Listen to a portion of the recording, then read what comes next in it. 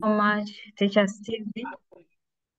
Thank you for welcoming me. And ladies and gentlemen, I'm excited to meet you this afternoon. I'm very glad that many schools are in here, and I pray that we'll learn a thing or two as we prepare for our final literature exams. So I would like to invite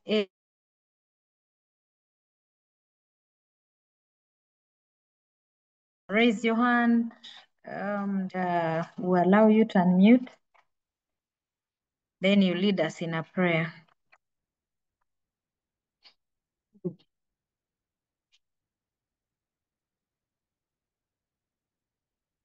Any school willing?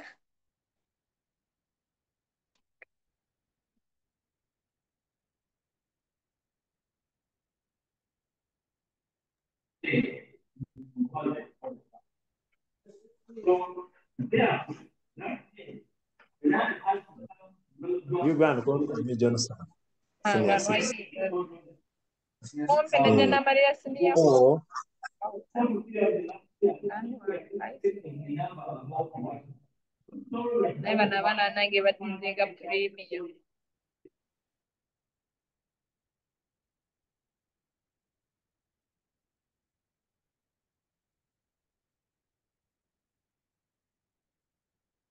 Ladies and gentlemen, yes, Saint Padre Pio, S.6 Busunju.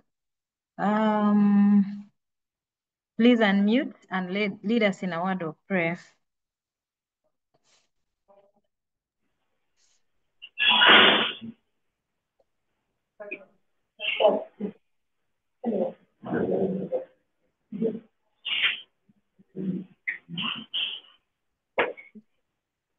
Yes, please. You're welcome, Saint Padre Pio. Please lead us in an opening prayer and we start our facilitation. Good afternoon to you all. Good afternoon. In the name of the Father, and of the Son, and of the Holy Spirit. Lord, we thank you for this day. We are really pleased that you are here. Let us pray.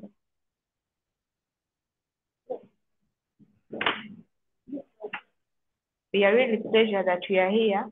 We are going to acquire some knowledge from our facilitators. Please guide us, O Lord, as we go through this session. Thank you. In the name of the Father. Amen. Amen. Amen. Thank you so much for leading us in that word of prayer. So, ladies and gentlemen, without further ado, allow me to share my PowerPoint and we start our presentation. Okay.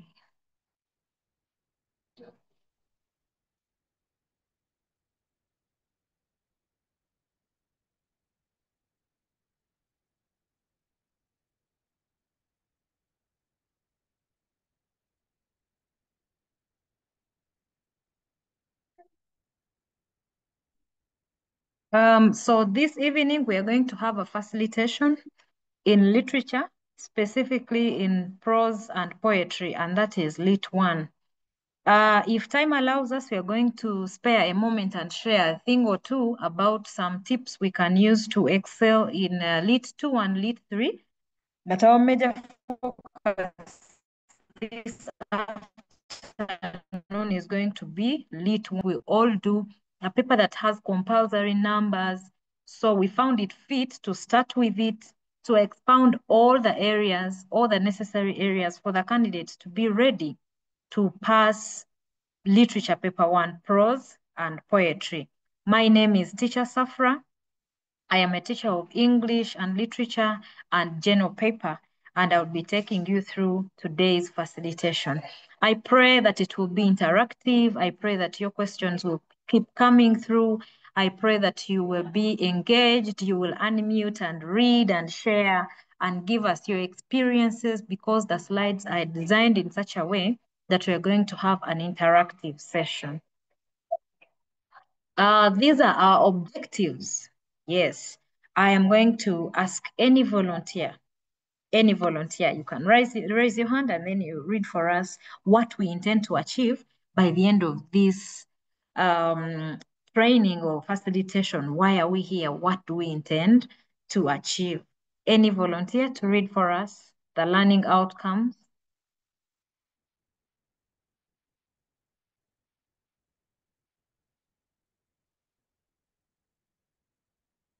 You can raise your hand.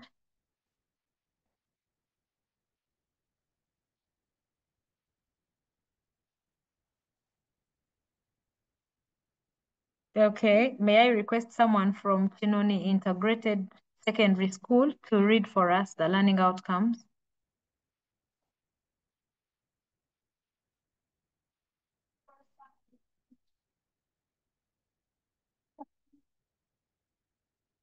Chinoni Integrated Secondary School, are you there? Please unmute.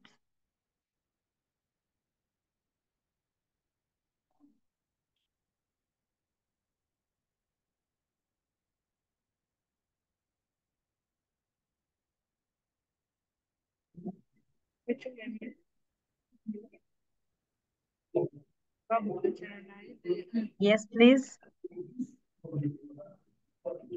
Yeah, integrated is ready. Yes, please. People from Chinoni Integrated Secondary School. Yes, madam, we had muted our sound and we are now active and listening.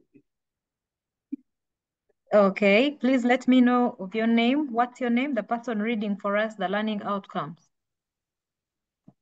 My name is Molindwa Eric. Yes, Eric. So by the end of the session, a learner should be able to analyze the level of comprehension and strategize to answer advanced comprehension. A learner should also be able to discuss prosaic style and be influenced to maximize on other subsections too. And the learner should be able to discuss the yardsticks for analyzing subject matter, poetic style, writer's intention, tone modes, and attitude. Thank you so much, Eric. And indeed, those are going to be our learning outcomes. By the end of this session, all of us will be able to understand what our final exam is going to look like, the different sections. By this time, I expect that all of us know that our paper will have 3 sections.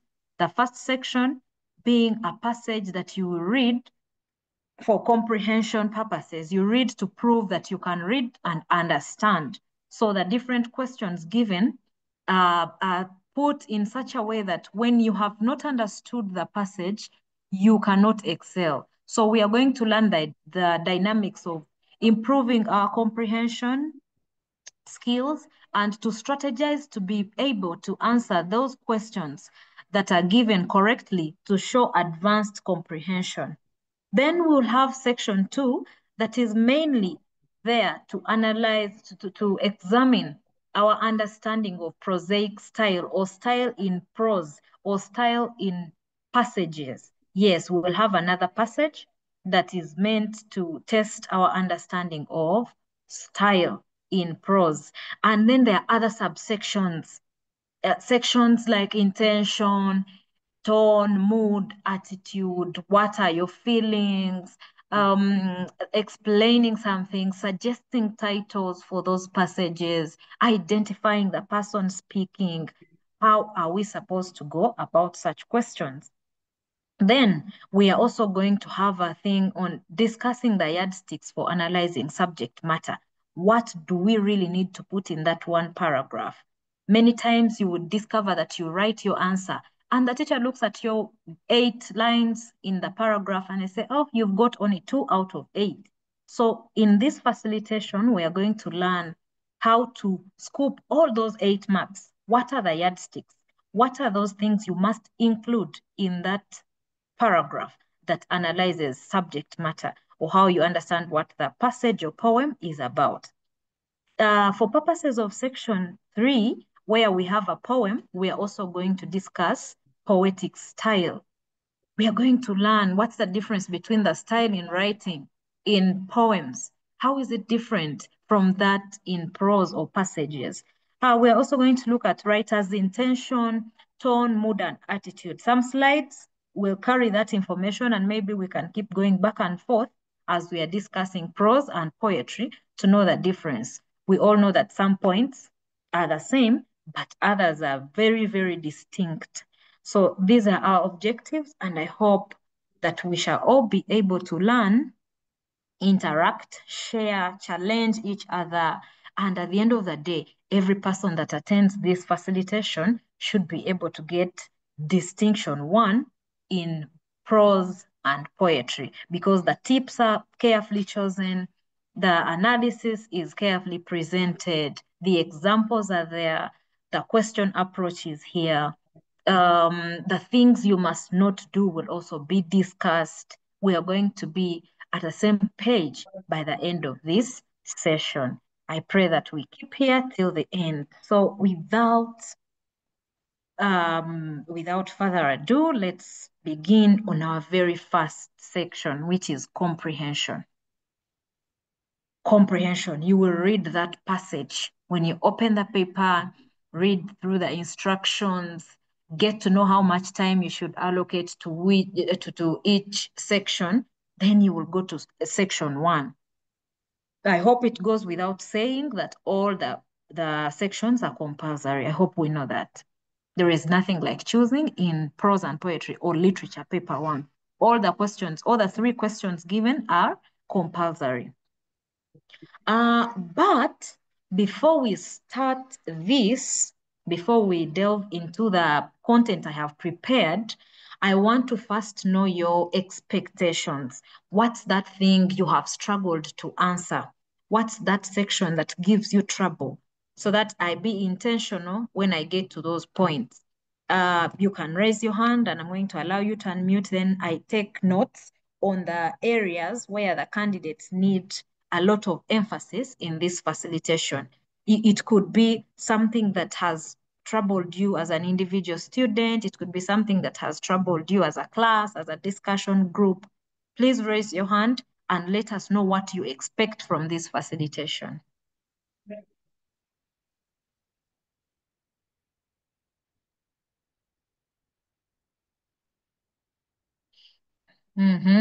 What our expectation? Yes, I have Biaya S.6. Please unmute. I'm called Anizatu Brian. Okay. The major problem I'm facing is the meaning of the word, especially in section one. Okay. The contextual Yes. meanings of words as used in the passage, right? Yes. Okay, thank you, Brian. That will be Yes. addressed today. Yes, I have noted that and I'll be emphatic when I get to it. Any other school that has any other area you think we need to give more attention?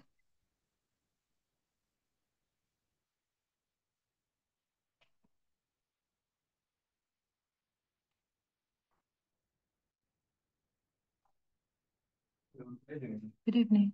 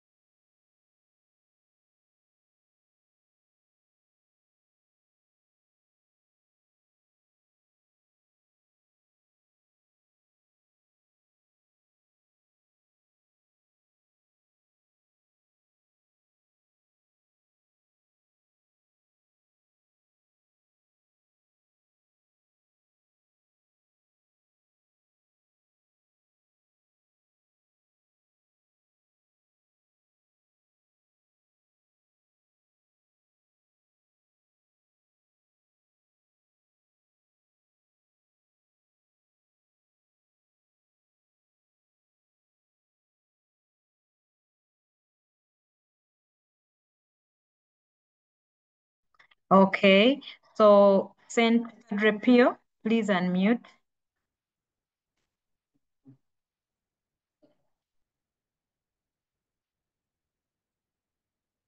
St. Padre Pio, it's your time.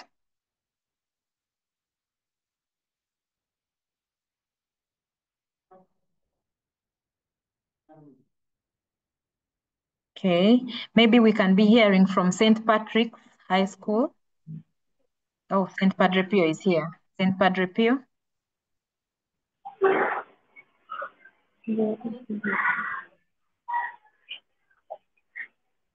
Good afternoon, madam. Good afternoon to you, dear. What's your name? Good afternoon, madam. Good afternoon. How are you? What's your name?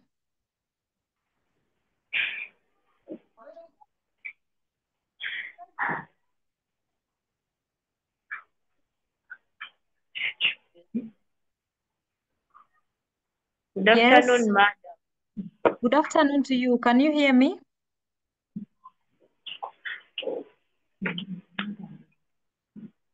Can you hear me, people from St. Padre Pio? Good afternoon, madam. Good afternoon. How are you?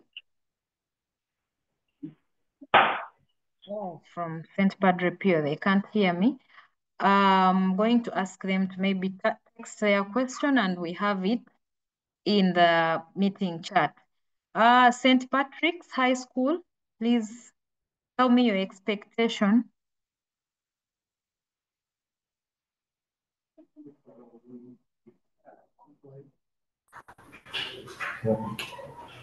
Good afternoon, madam.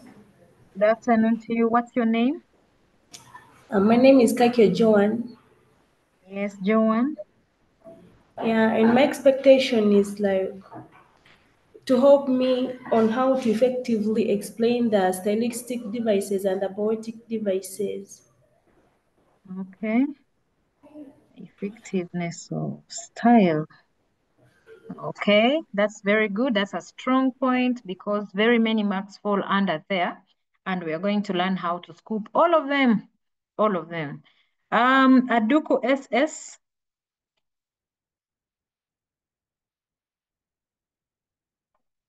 Please unmute.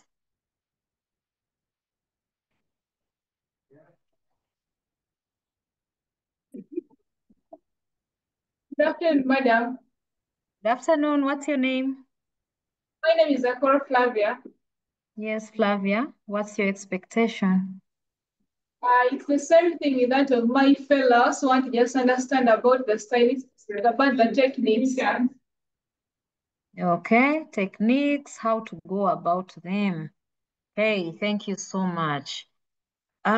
People from Padre Pio, I don't know if you're able to now unmute, but allow us to, I see Aduku SS, your hand is still up. Do you have something else?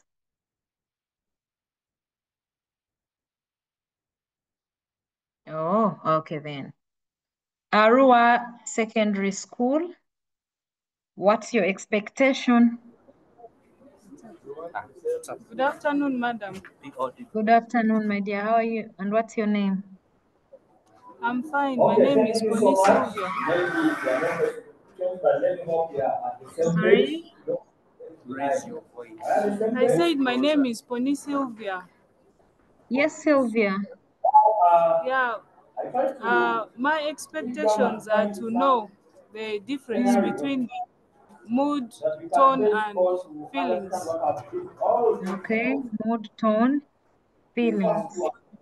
Yeah. Okay, thank you very much, Sylvia. And I am very hopeful that by the end of this session, all our worries are going to be addressed and we are going to be ready to attack our exam.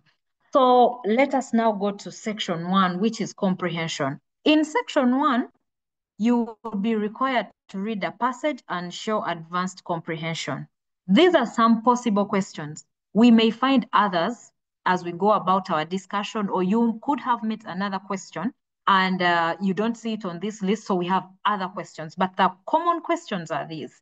What is the passage about? After reading, for you to prove to the examiner that you have understood the words given, the phrases given, the sentences in those paragraphs, you may be required to write what the passage is about. Sometimes they'll ask you what the writer's argument is. What is the writer's argument? Such a question will come, and we are going to learn how to present the argument. You may be asked to suggest a suitable title for the passage. Once you've read and you've understood what the passage is about, you should be able to suggest a title that summarizes exactly what this passage is about. We are going to see the dynamics of which kind of title you should suggest and why.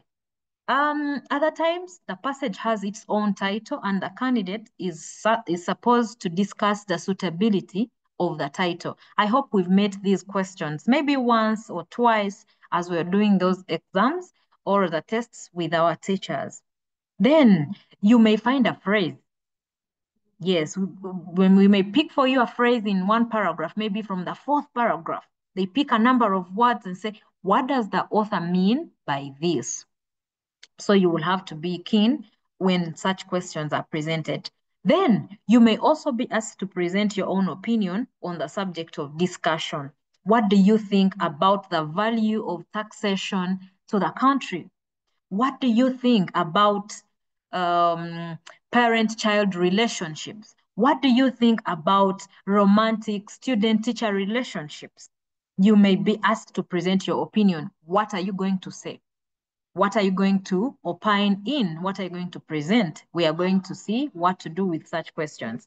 Then, like my friend Brian from Buyaya SS asked, we are going to be faced with this question. What is the meaning of the following words as used in the passage? Sometimes the words may be complicated, may be new and you've never met them before.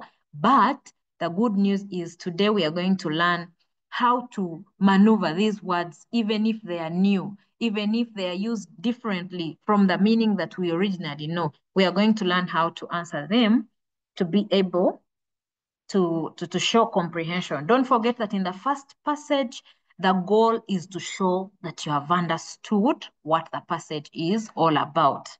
Whatever you've understood, put. Whatever you can paraphrase, please do, because that's the whole purpose. It's for comprehension and nothing else. So we may have other questions under this section, but those are the common ones. Usually under that section, you will find these questions. So before we even get to the nitty-gritties of the words and what, I have prepared a video. Actually, there are two videos that can help us to understand comprehension. So allow me to first stop share and engage the audio, and then I get back and share these videos. They are very short. Okay, yes. Share sound. Okay.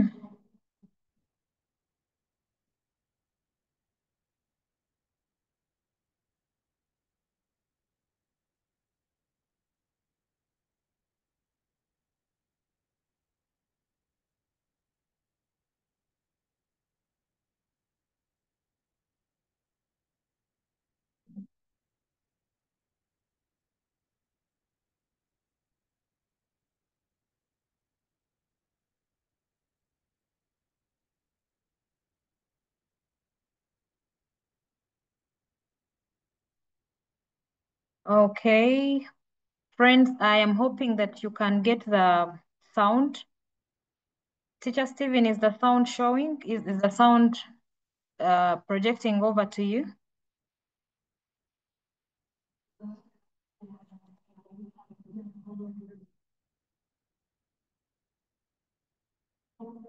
Yes, people, please send one in the meeting chat if you can get, if you are getting the sound.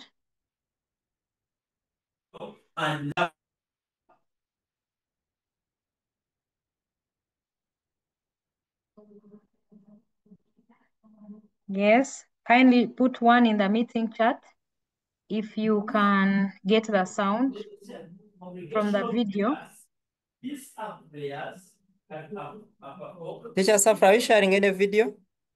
Yes, I shared and paused it for you to tell me if you're getting the sound. Should I share it again? Yes, maybe you can share it again. Okay.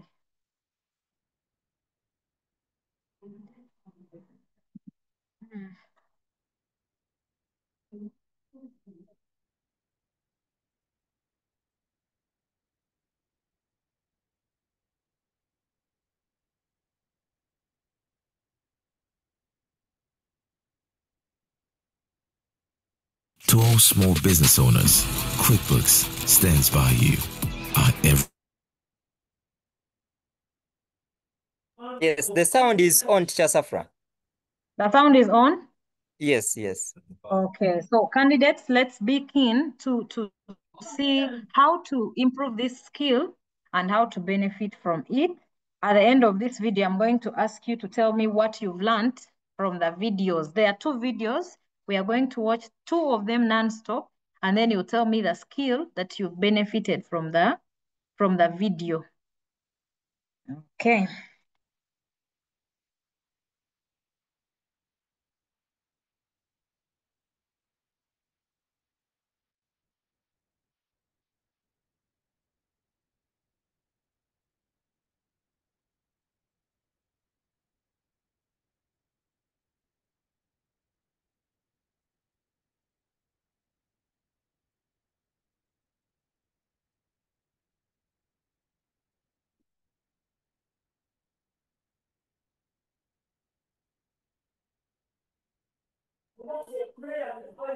Teacher Saphrah, have you started playing the video? Yes, yes. We are not getting anything. The sound? Yes, the sound. Oh, okay, let me try again. Let me share again. Okay.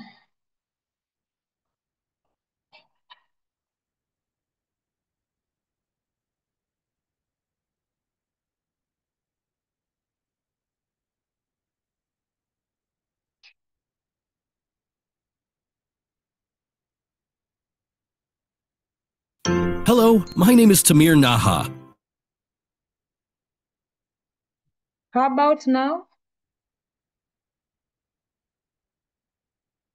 Teacher Saphrah? Can you hear the sound now? No, I think you have muted it. I muted it to first hear from you. Yeah, unmute now.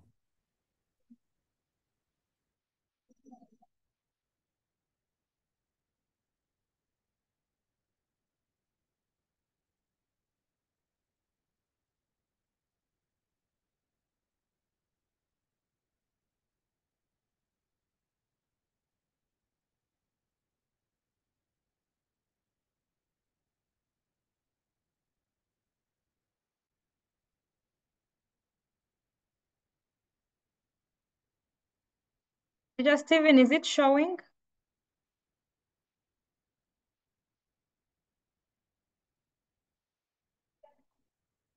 Hello, Teacher Stephen, I need feedback. I want to know you're here.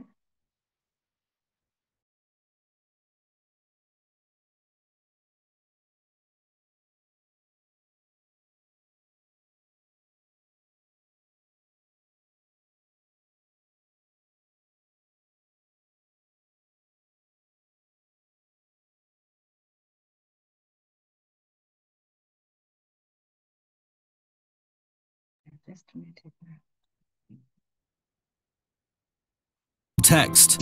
So I would suggest you to use your finger or a pen to develop your focus while reading, but remember that your initial reading speed should be slow and then increase your speed gradually while moving ahead with the reading of the text. The idea behind reading the text slowly at the initial stage is to grab the idea of the text at an early stage of reading. Suppose you're reading a paragraph. You can guess the entire idea of the paragraph by starting slowly and understanding the meaning of the first sentence carefully. As discussed in the earlier video, you can make use of the speed reading app to increase your reading speed gradually without compromising the comprehension of the text. The next technique I would suggest is to highlight any line you find important while reading through the text so that you don't miss that key point in the text. The natural way to go about reading a text is to garner the entire theme of the text by reading the first and last paragraph of the text. Then proceed further by reading the initial sentence of each paragraph carefully to get an idea of the entire paragraph, and then gradually increasing the reading speed for the remaining text of the paragraph. Now we will discuss about answering reading comprehension questions in your exam. Please remember that better knowledge of vocabulary helps you understand the text effectively and reading it faster. So please focus on improving your vocabulary. I've already discussed ways to improve your vocabulary in previous videos. Also, continuously evaluate yourself after practicing comprehension passage, identifying the areas you need to improve on. For example, what is the area of concern? Whether it is the concentration aspect you need to focus on, whether it's the vocabulary, whether it's the reading speed you need to work on, the best way to improve on each of these aspects is consistent practice, particularly focusing on the area which needs the most attention. Now let us discuss about some useful things to be kept in mind while solving a reading comprehension passage. Tip number 1. Find answers to the WH questions while reading a passage, such as who, what, where, when, and why. Tip number 2. Try to visualize the passage to remember and retain it. Tip number 3. Organize the key information in the passage in acronym form or maybe a flowchart form to avoid wastage of time in rereading the passage. Tip number 4. Focus on the questions asked to test your comprehension skills, because if you comprehend the meaning of the question wrong, then there is no possibility of getting the answer correct. Tip number 5. If you have a weak memory, then there is no need to panic, because it is not the entire passage which you need to remember, but only the questions asked for evaluating your comprehension skills, as if you are able to retain the questions asked in your mind, it gets easier to comprehend their answers while reading the passage, as the questions are retained in your subconscious mind while reading the passage, and thus you immediately pause while reading a passage as soon as you find an answer to a question naturally. But in the end, I would like to conclude that you need to work on 3 critical areas discussed earlier, which are concentration, vocabulary, and speed reading, which improves only with consistent practice, as you have several resources to support you in improving these areas. Thank you. Please like and subscribe the channel. Okay, that's our first video. Allow me to show the other. When you get up every day to work in the same industry and stay the course, that's drive. In our rapidly changing world. Comprehension. Comprehension is the ability to understand what you are reading, and it is a particularly important skill to have. Whether you are trying to understand a story, news article, or a secret love letter, comprehension can help extract meaning from the text and better realize what the author is trying to say. Did you know?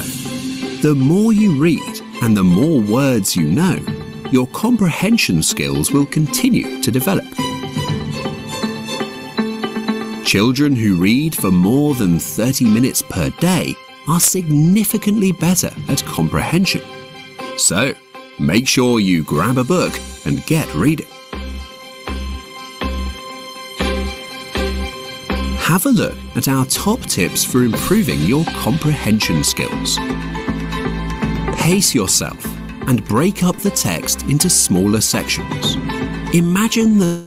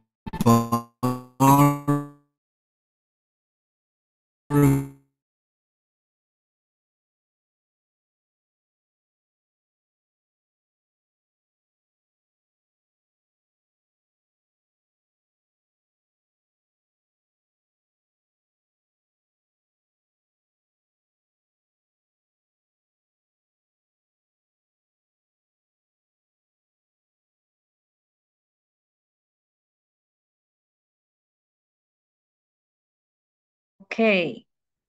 Then Padre Pio, your hand is up. I would like to know if indeed you were able to get the information from the videos or not. Yes. Saint Padre Pio. Good afternoon, madam. Good afternoon to you, dear. Madam, we were just asking, were Hmm. you portraying the video or you're just giving us the sound? I tried to project the video. Mm. I don't know if it wasn't able to show that side. We didn't see it, we just got the sound. Okay, maybe we could use that information for purposes of saving time, and you share with me which tips you have got. Okay, madam. Hmm. Thank you. Okay.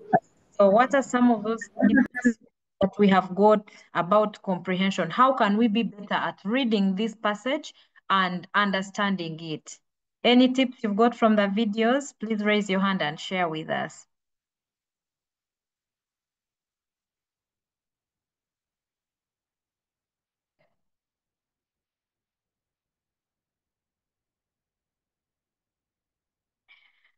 Any tips that we've got from the videos?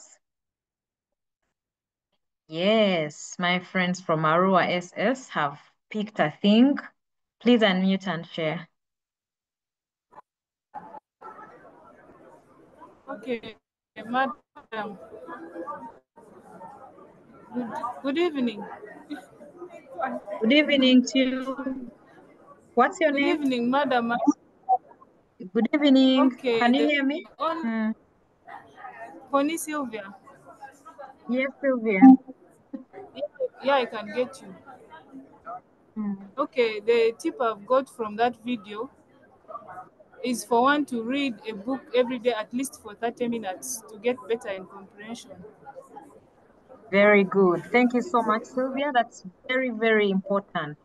For you to be able to understand this passage, remember, literature paper one is not like the other papers. The scope is open. Your passage can come from anywhere. So once you're not exposed to many words, your vocabulary is limited and you will struggle to understand the information. So you will take longer as you're analyzing the passage when other candidates have mileage. They have maybe exposed themselves to many words. So it's very, very important for you to grab a book away from the books that you already have on the syllabus, for you to be able to expose yourself to very many words and understand things faster. It's a tip that you need. Thank you so much, Sylvia, for sharing. Is there any other person that wants to share? What are those tips you've got? How are we going to be able to understand this passage quickly?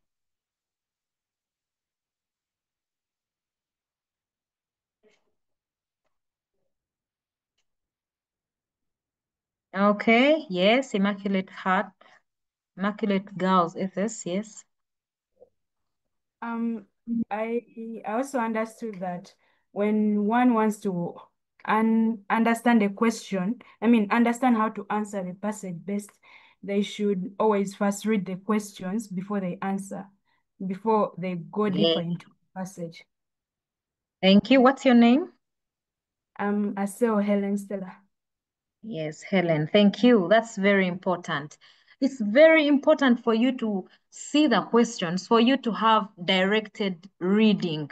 Remember, some of the things that challenge children in this exam are time management and ability to answer all the questions in the given time. So we are trying to do whatever it takes to save time. So read through those questions, understand what you want for you to read as you naturally pick those answers, and it will be easier for you to identify them again when it's time for you to respond. That's a very important tip. Thank you so much, Helen. Biaya SS.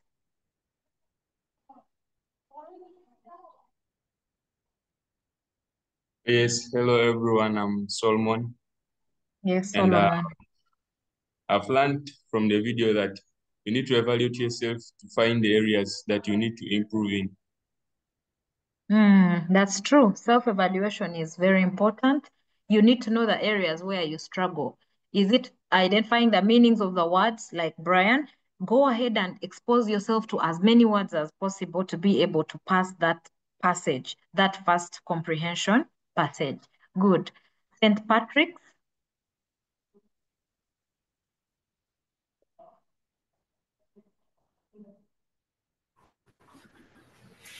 Okay. What I understood from the video is that we should read the text initially slowly, and then as we are reading, we have to be highlighting the key phrases in the passage. Yes. Thank you very much. What's your name? My name is Kakio Joan. Yes, Joan. Thank you so much. That is very important. It's very important for you to highlight the phrases. However, sometimes they'll tell you not to write in your question paper. Now, how do you do the highlight? Go to your booklet and flip it to the very last page. You could use it to highlight, to put down the very important points. Since you're not supposed to write anything in your question paper, since you're not supposed to maybe pass it on to your friend to see those highlights. So do it within your booklet, but it is very important for you to highlight the things that matter. Yes, Palabek, this is going to be the last answer for this activity, and we move on to other things. Palabek Secondary School. Thank you so much, Madam. Yes, what's your name? You're speaking to Arach Pamela. Yes, Pamela. What I have understood from this is to break down the passage into different parts, and then you should focus. You should focus and then concentrate while reading so that it's easier for you to understand the passage. Okay. Thank you so much, Pamela. That's very important. As you go for this paper, sometimes it's even more important for you to take a glass of water to be able to, maybe you could get a fruit in the morning because you need maximum concentration. Concentrate on this text, break it in 2 sections and understand it bit by bit. Don't forget that 34 or 33 of your marks fall under comprehension. Once you don't understand this passage, chances are high you won't be able to get an A. So be calm, be composed, settle down, read with undivided attention, close out all your worries, the scares, the anxiety, and concentrate on the passage. You will be good to go. Okay, so let's go back to our PowerPoint. And see what else we have. Some people asked in the chat for these links. I'm going to share it with your teachers, and maybe you could watch the video over and over again. So about titles, in case you're taking notes, this is about the title. This is about the title. Sometimes they'll ask you to suggest a suitable title, but do you even know the categories of titles? Do you know the types of titles that we have in literature? So in this slide, we have 4, the main categories of titles.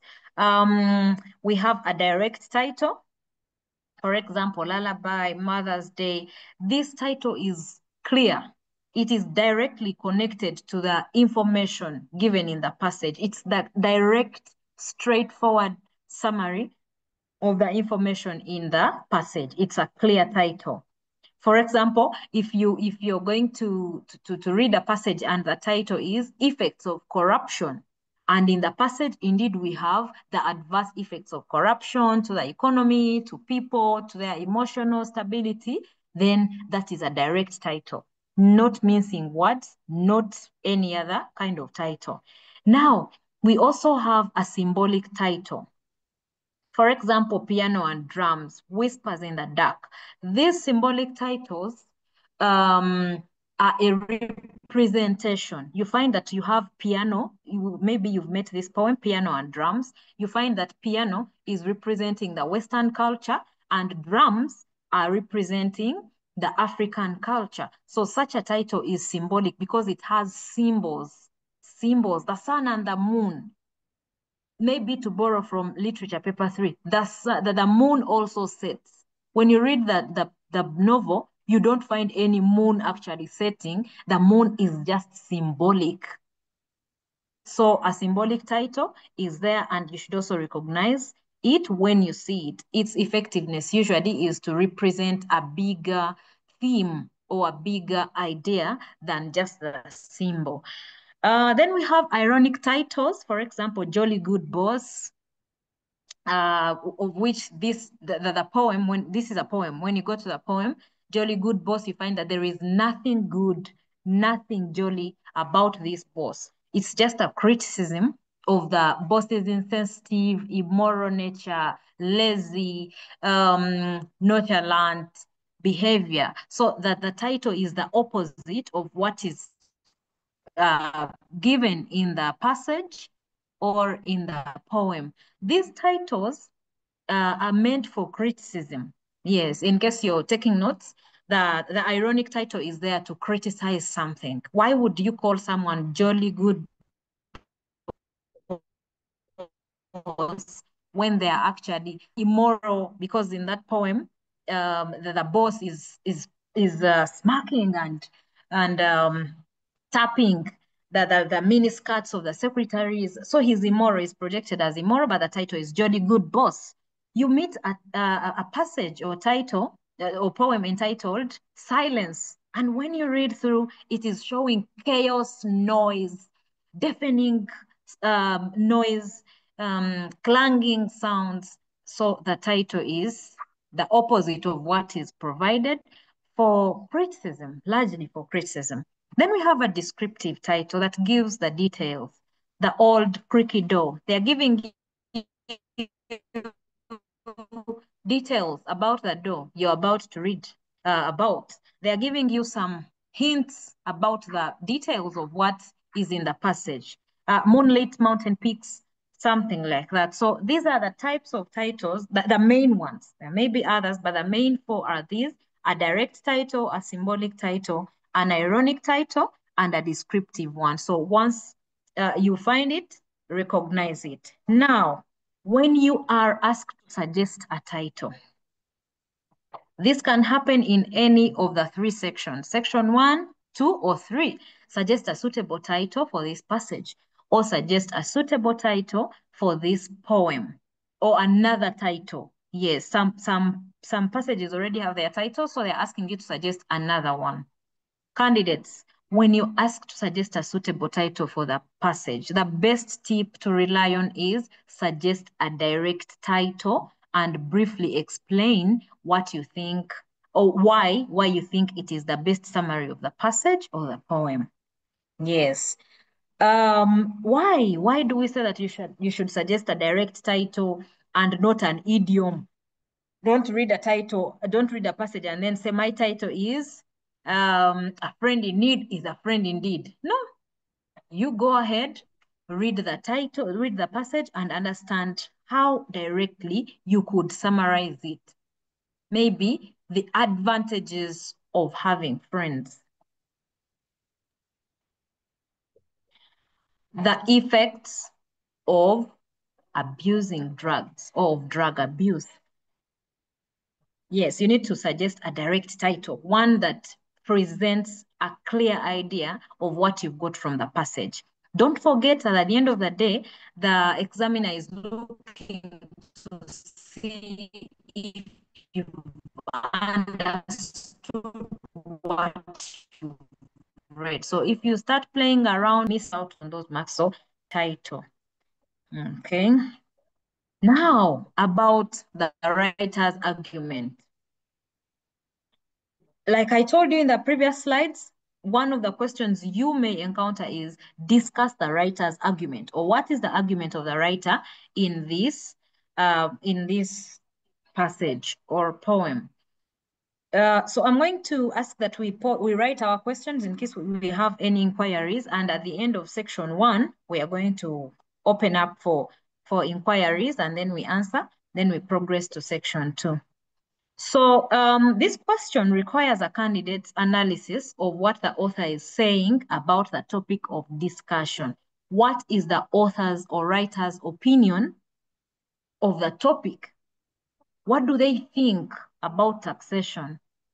What do they think about football? What do they think about the new curriculum? If someone writes an article about the new lower secondary curriculum, so we may want to know what their thoughts are. The author argues that, as you're presenting your answers, you must indicate the author argues that, the author opines that, he asserts that, he emphasizes that, the writer's argument is that, and then you go ahead like that. If there are any other questions about that, we are going to go through them.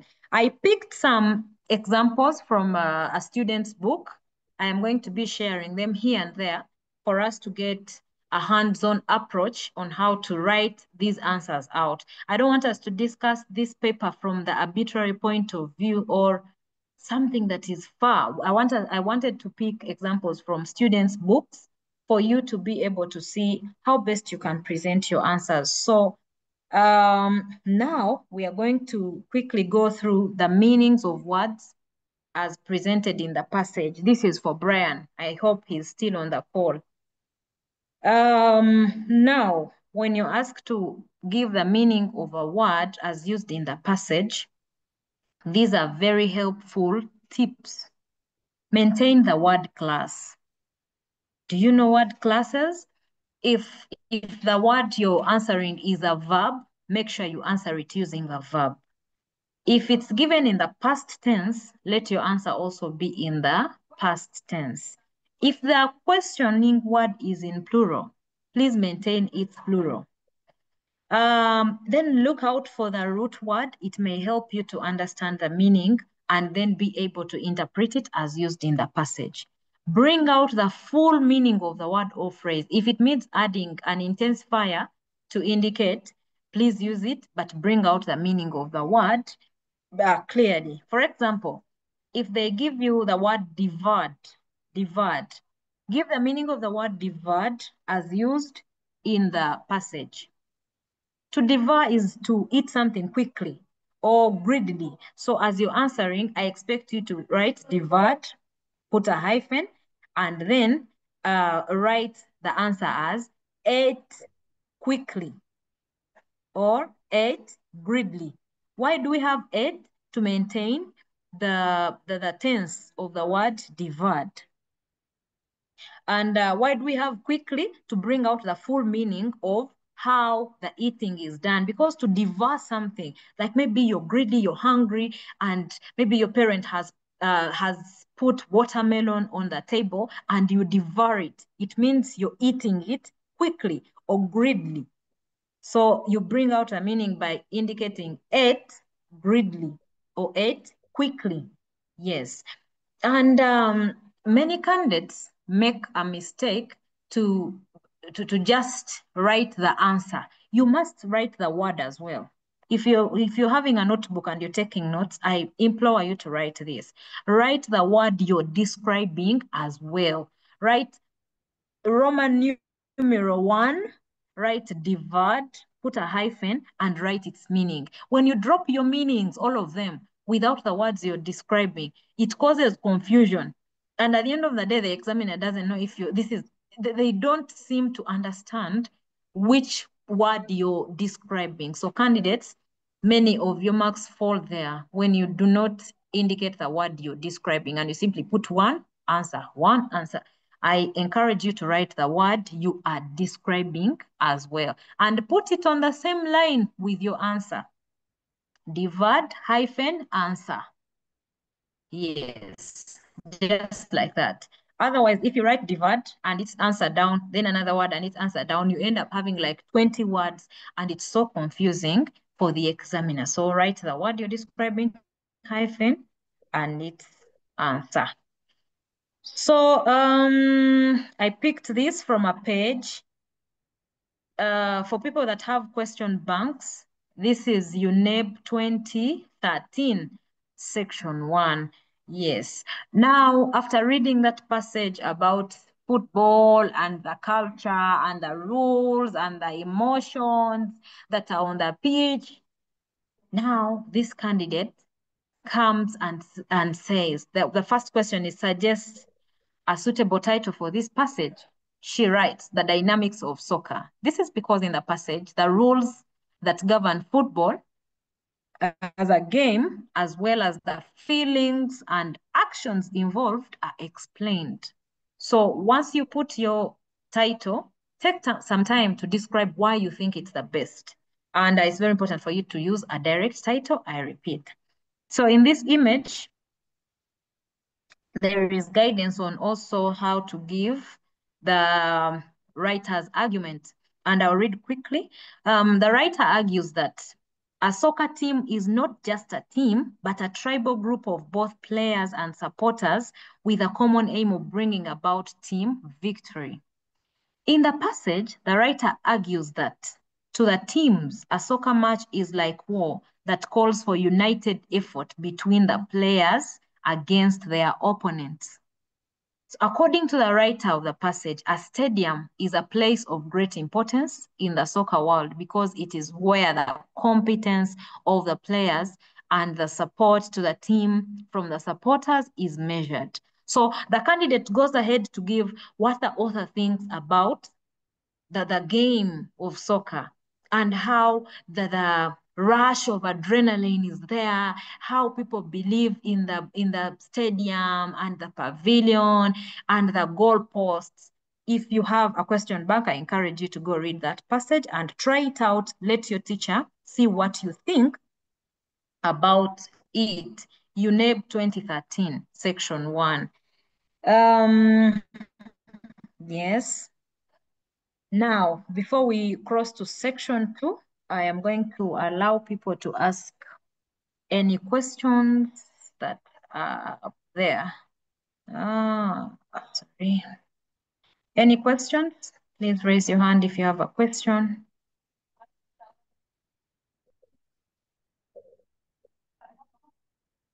Okay.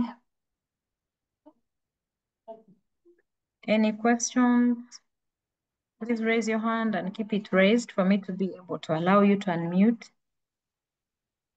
Any questions about section 1?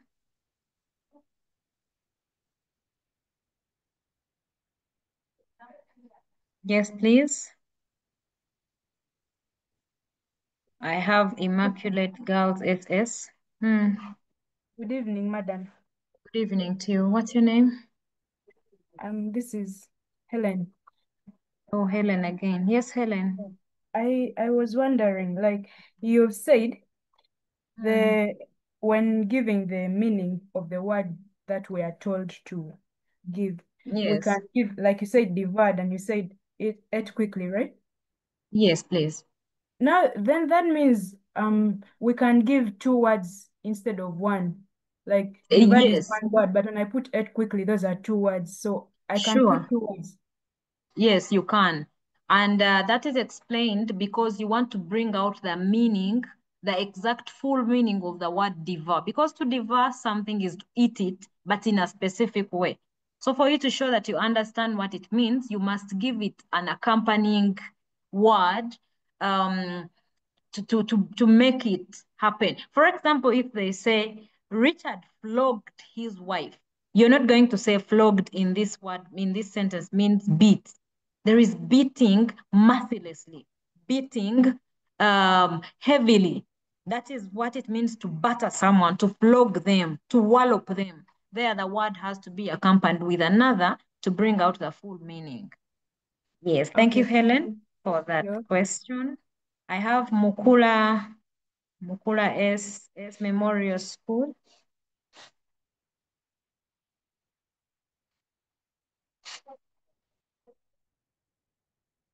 Mukula, you can unmute. Speak.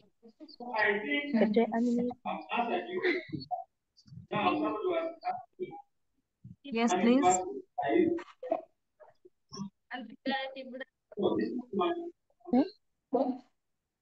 Excuse us, madam. Yes, please, I can hear you. What is the difference between poetic devices and figurative graph? Oh. Madam? Yes, please. I've heard the Excuse us, question. madam. What is the difference between poetic devices?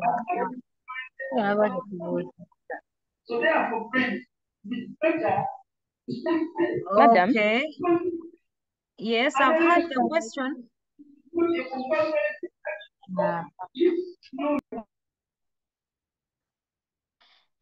Yes.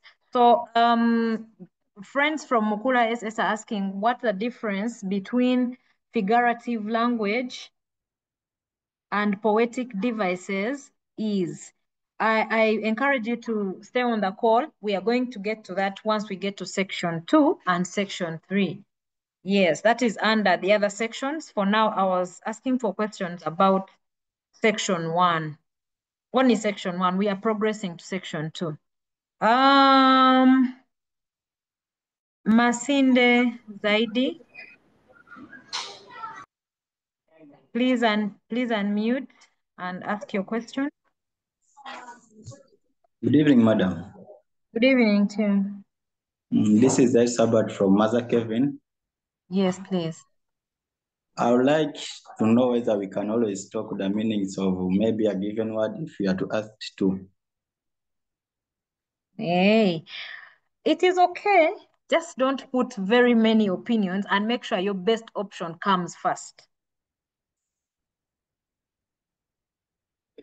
Okay? It is okay. Just make sure your best option comes first and indicate using or, not a stroke, not the stroke sign. You can indicate it means this or the. Okay, madam.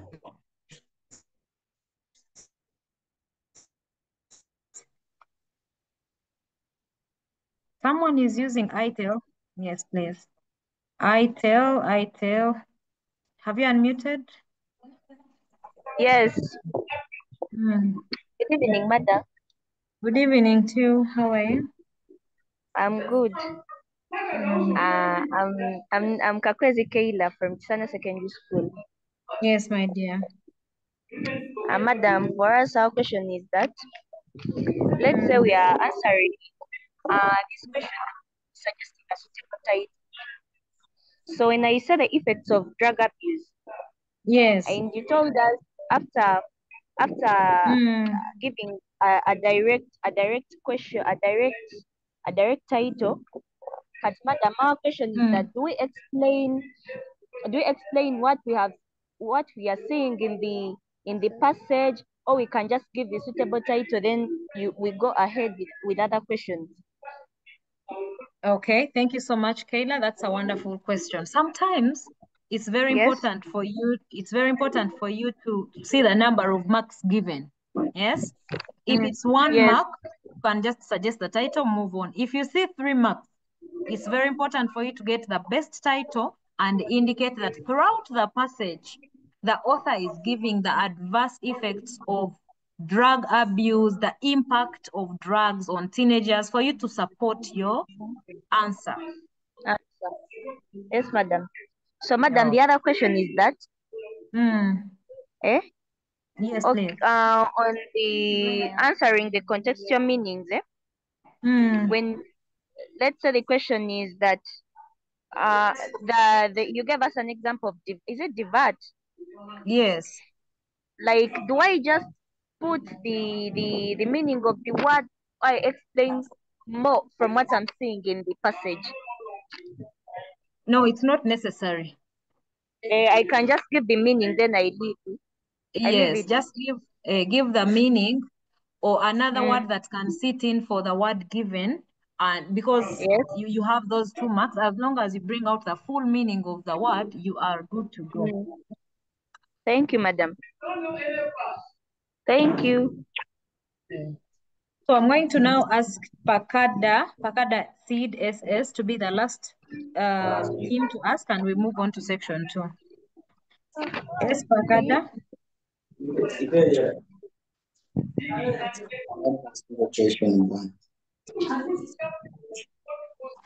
Someone need an item. Yes, thank you very much, madam.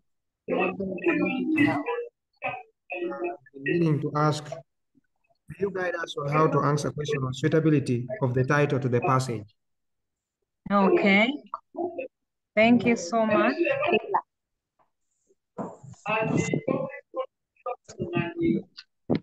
Kindly mute your microphone.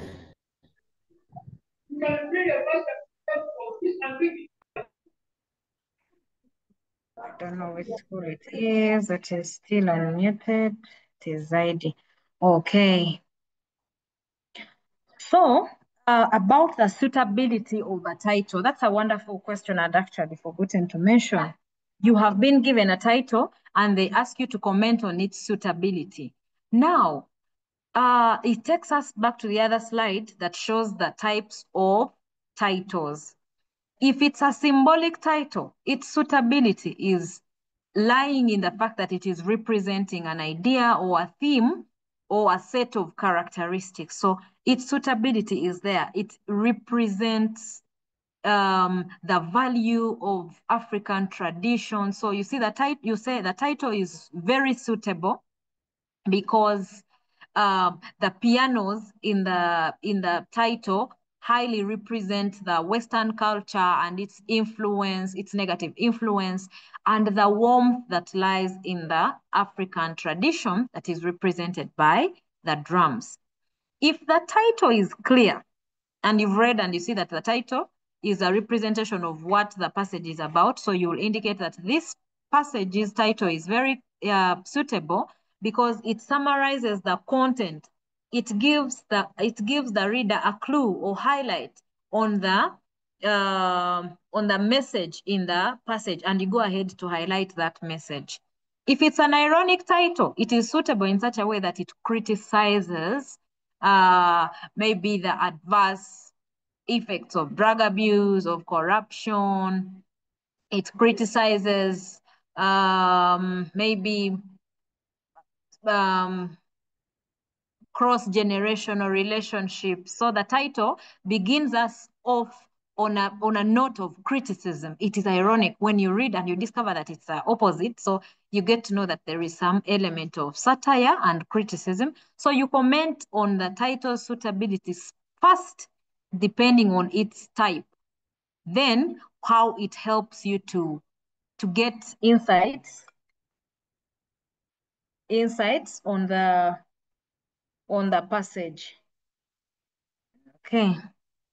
So that's it. So now over to section 2. This section is highly meant to test elements of prose. Away from comprehension, section 2 wants to test your understanding of what prose is, its elements, subject matter, stylistic devices, tone, mood, attitude, the writer's intention, lessons learned. Sometimes you may find intention in section 1, so the information you get here is the same you will use in section 1 in case such a question comes. What is the writer's intention in this passage? So some of these questions will keep cutting borders and crossing to other sections, and that's okay. So in this section, you'll be presented with passages, and your job is to discover the elements of prose. So I would like to move to the yardsticks of presenting subject matter. When you're given a passage and they ask you what the subject matter of this passage is, you are supposed to present it. First, the first tip is use one paragraph. Don't break it into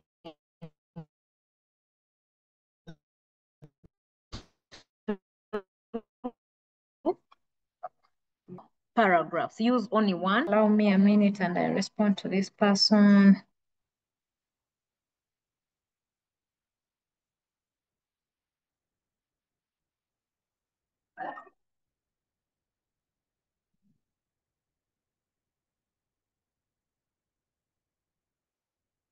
Okay, now, like I said at the beginning of this facilitation, you may be writing your 8 lines and your teacher gives you 2 marks and you want to say, hey, teacher, I wrote many things. I tried to interpret the story of the passage or even the poem. And why have you given me 2 marks. So here is the problem, or here is the thing you're not doing. You're not presenting all the yardsticks of subject matter. In that one paragraph, you must indicate the narrator or the speaker if it's a poem. You must highlight some main themes, concerns of the passage. Say something about the tone of the speaker without even mentioning the word tone.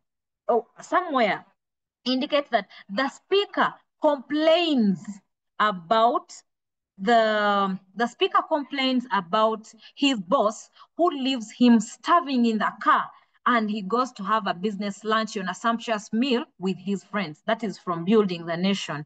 So when you put the word complains, the teacher will put an extra tick because you have identified the tone used. Now, if you have indicated the character of the person from Building the Nation, the permanent secretary is insensitive, is selfish, inconsiderate, while the driver is hardworking, patient. So as you're writing this paragraph, I encourage you to say this passage is about the effects of corruption or misuse of government, of state funds. And then you go ahead to indicate that in this passage, we have a hardworking driver. Those are 2 marks. You've identified the character of the speaker. 1 tick on hardworking, another on driver, because you have identified that this poem is presented by a driver. Today, I drove the permanent secretary to a business luncheon. So you have identified the person telling the story of the poem. If the setting is given, please indicate it. Last year, students were exposed to a poem, I Met a Thief. You are supposed to identify that this happens at the beach. Yes, if you haven't seen last year's paper, I encourage you to go to your school library or talk to your teacher to give it to you. Open section 3 and see.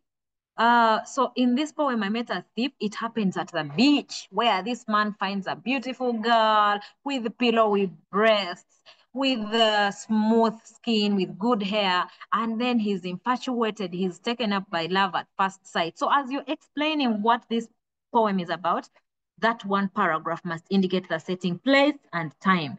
Then finally, tailor it to tell the story of the passage. What many candidates get wrong is they only tell the story of the passage without adding the spices, without decorating their work with the elements of literature. As you're presenting this passage, this one paragraph, make sure to present the elements of literature: tone, character, and characterization. Characterize people. If someone is poor, indicate it. If someone is insensitive, indicate it. If it's a hardworking man, indicate it. That word hardworking, cruel, insensitive, even tone, that the speaker is excited about his lover. That word excited gives you the mark because you have identified the tone, the feelings. That is our business in A-level literature. We must identify how people feel and characterize them, and then tell the story of the poem. Indicate the theme. He is hurt by racism. This is I Too Sing America. If the speaker is frustrated, disappointed by the pangs of racism and segregation in America, a student who writes that gets like 4 points. You have identified the setting, America. Frustration, tone. This is a Black American, you have characterized them. So I encourage you to think about those things as you present your work. If you have any question about that, you can write it down. We are going to share later on. But those are the yardsticks, and I encourage you to write them. Your one paragraph must be beautiful. It must show that you have gone through literature lessons and you know the elements of literature as you're answering. Don't answer like a senior one child who doesn't know about the nitty-gritties of advanced literature and the elements that are therein. Okay. We now move to stylistic devices.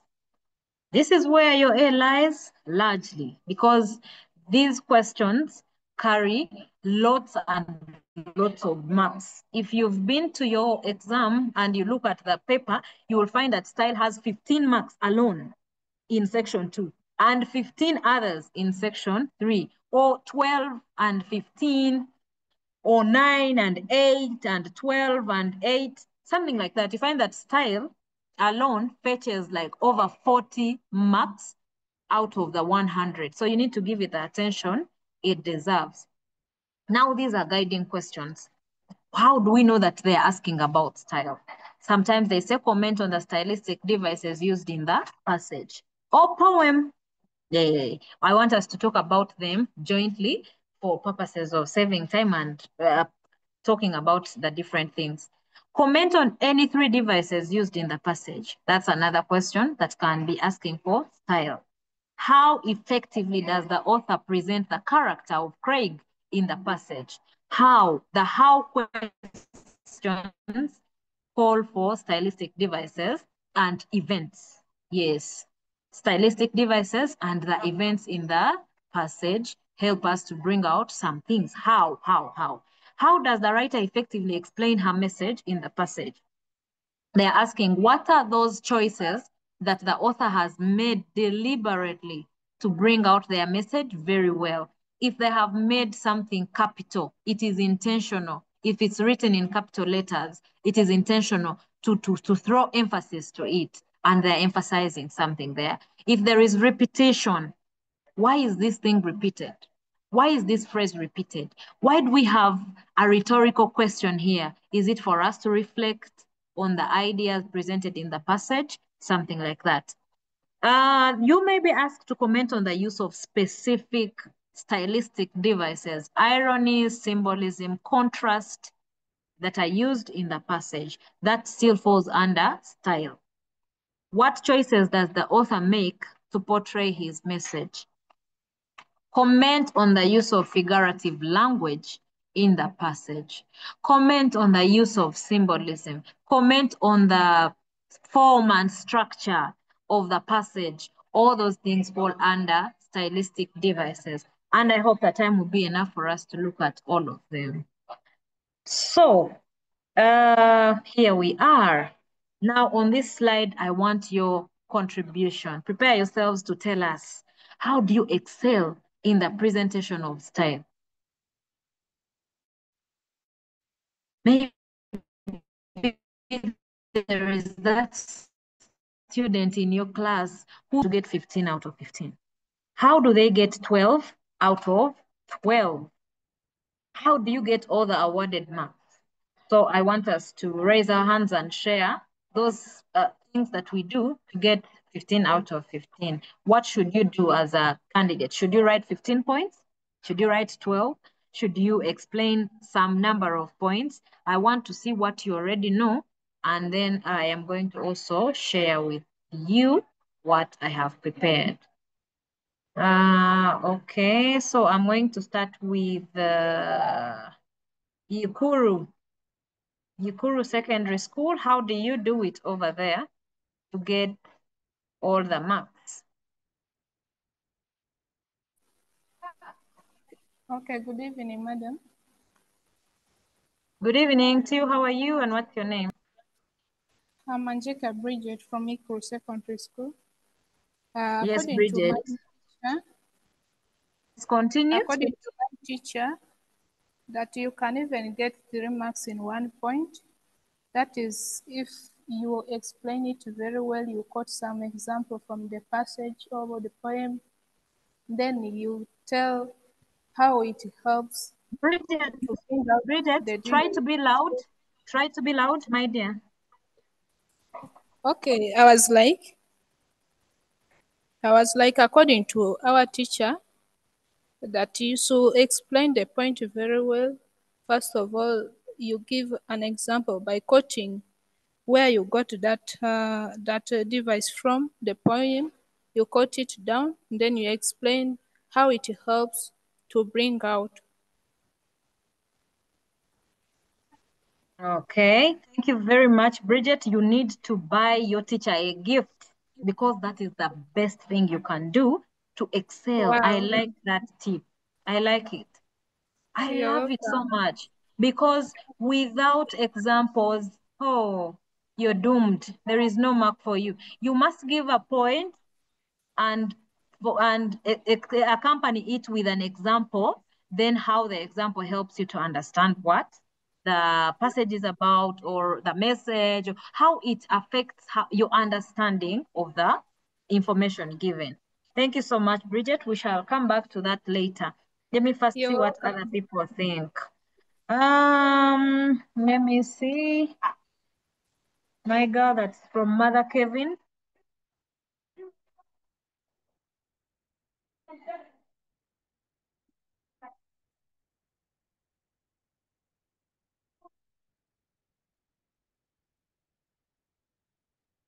Hey, hey, Kayla, is it Kayla? Please unmute.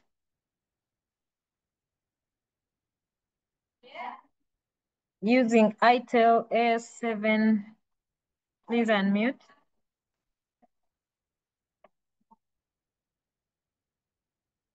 Oh, she's not coming, of course. Nyarilo Secondary School, please unmute.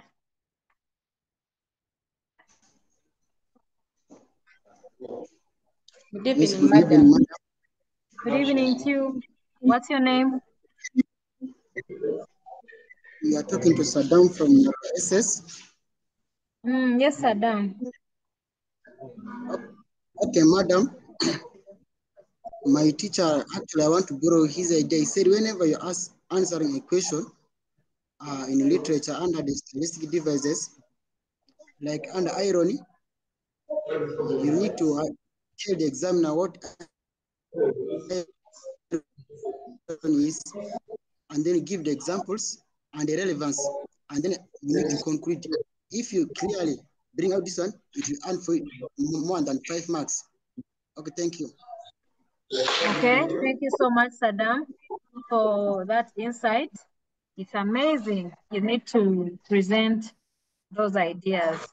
Mukura SS.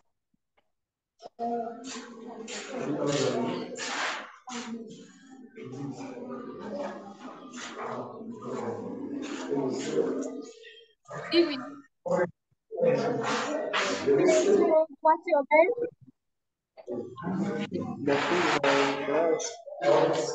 Yes, please. What's your name? My name is.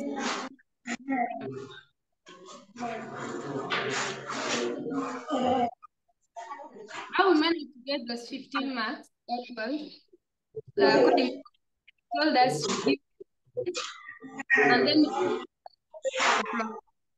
let me say 50%. Then you give the effectiveness of that illustration. I mean, of the Okay. Thank you very much. That's correct. Identify the point, give it its example, and then its effectiveness. Okay. So, I would like for us to continue. These are some examples here. You can write them in your book. If there is any that you don't understand, you can maybe write it down, and at the end of the session, you're going to ask. So there are some obvious stylistic devices. And I would like for you to know that style has two sections. One is for figurative language, and the other aspects fall under plain language. Yes. So some points are under figurative language, others are plain language. Some elements of style fall under structure. There is noise. Let me first mute all.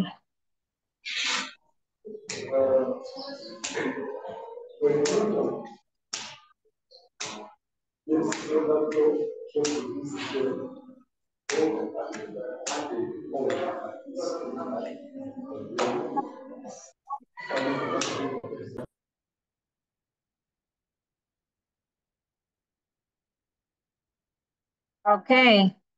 So there are some devices that are obvious, that are everywhere. If the title is there, it's a stylistic device. Just present the title And the example is the title, and then its effectiveness is as discussed earlier on. If it's a clear title, it gives you a clue about the subject matter or insights, or it gives you highlights on the subject matter of the poem or the passage. You must be able to identify a thing or two. So it gives me a clue about the beauty of African women. Yes, there is use of a title. For example, put the title and then its effectiveness. Use of appropriate diction. Comment on those words used. Are you seeing some strong adjectives? Are you seeing some strong verbs that help you to get the message better? You should be able to highlight that. Alliteration, if used, is strong. You need to comment on it. If two words begin the same way, yes, begin the same way, you better comment on them because that makes the presentation musical. If you have big boys, Minute Maid, dangerous drugs, words that begin with the same letters together in the same setting, make the work musical. This applies to both prose and poetry once you see them. Assonance, onomatopoeia, those words that sound like the action itself, buzz, snatch, kiss, hiss, those words are used and they make your work musical. Or maybe something here on the spelling of onomatopoeia. It has O here in front of P, onomatopoeia. Rhyme, if used, identify it. Refrain, the repetition of lines at the beginning of a stanza, that is in section 3. It may not be common in section 2. Symbolism, usually something is a symbol. Maybe the person in the passage is symbolizing or representing all the other affected. So symbolism is always there. And some symbols are clear. Allusion, biblical allusion, mythological allusion, historical allusion, all those things, if identified, should be commented on. Exaggeration or hyperbole, you will find that if an author has blown something out of proportion, it is for emphasis. So you will indicate there is use of hyperbole. Then you find the example and then go ahead to indicate how it helps in emphasizing or maybe underscoring the magnitude of pain that the speaker has gone through. Why would someone blow something out of proportion to show the length of what they experience or to emphasize a thing or two? You must be able to bring out all those. So that's how you can be able to get 15 marks. And when they give 15 marks, you're required to present at least 5 points. Point, example, effectiveness, you get 3 marks. Another point, example, effectiveness, 3 marks. 3 times 5, 15. However, to be safe, I encourage you to present like 8 points when you see 15 marks. Who knows? Maybe 1 point is not explained well. Maybe you've missed a thing here and there. Maybe the answer you've given is not on the marking guide, or it's not marked. So you're supposed to add like some 3 or 2 points for you to be safe, to be sure that your A is secure. Give more than the 5. So questions on style are marked in 3s. Point, example, effectiveness, explained. If the effectiveness is for emphasis, you must indicate emphasizing what. Don't say there is repetition in the passage. The narrator keeps repeating, I have a dream. That's your example for emphasis.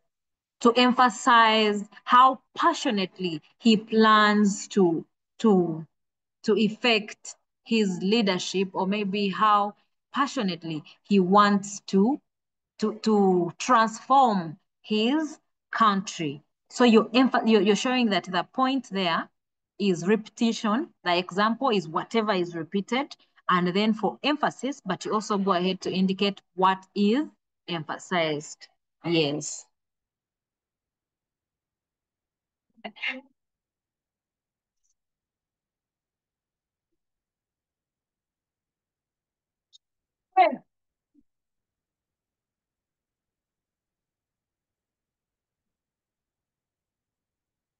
Sorry about that. So here is the thing that indicates all the points you've been giving. That's why I said if your teacher has taken time to tell you about the deal of points, example, and effectiveness explained, you need to buy them a gift. That's where your A lies. For example, you present your point like this. There is use of the first person narrator in the poem, not poem, passage. Sorry about that. Because in the poem we have a speaker, not narrator.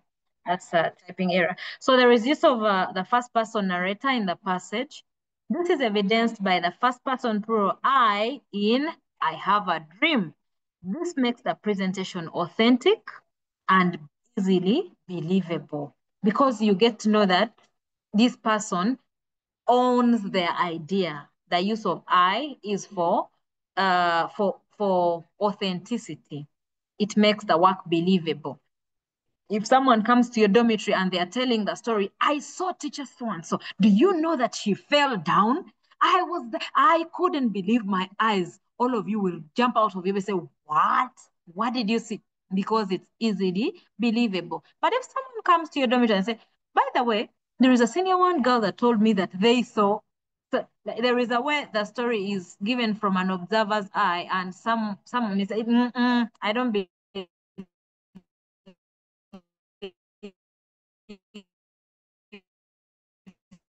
But if someone uses I, so this is how your answer is going to be presented.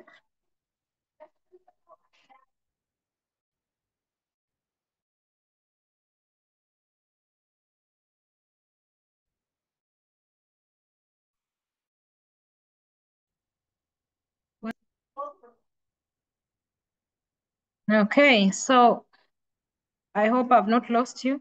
These are some of the common stylistic devices. The list is quite endless, and you can write them in your book. That simple English throughout the passage. I love this poem, this answer. It is there. The 3 marks are there looking at you. There is use of simple English. Where is it? Throughout the passage. And it makes the work easy to understand. It is easy to comprehend because it has simple English. This point, never forget it. If you're having a bad day and you're doing literature, paper 1, just go and add this point. Simple English. Just write English beginning with capital E. And then throughout, this is your example because the passage has simple English. And I don't mind if you're having trouble understanding a few words here and there in the passage. At A level, we believe that you comprehend these things. So there is use of simple English evidenced throughout the passage, and this helps me to understand the work presented easily. So these are some common stylistic devices. Please write them down. Yes, Joel.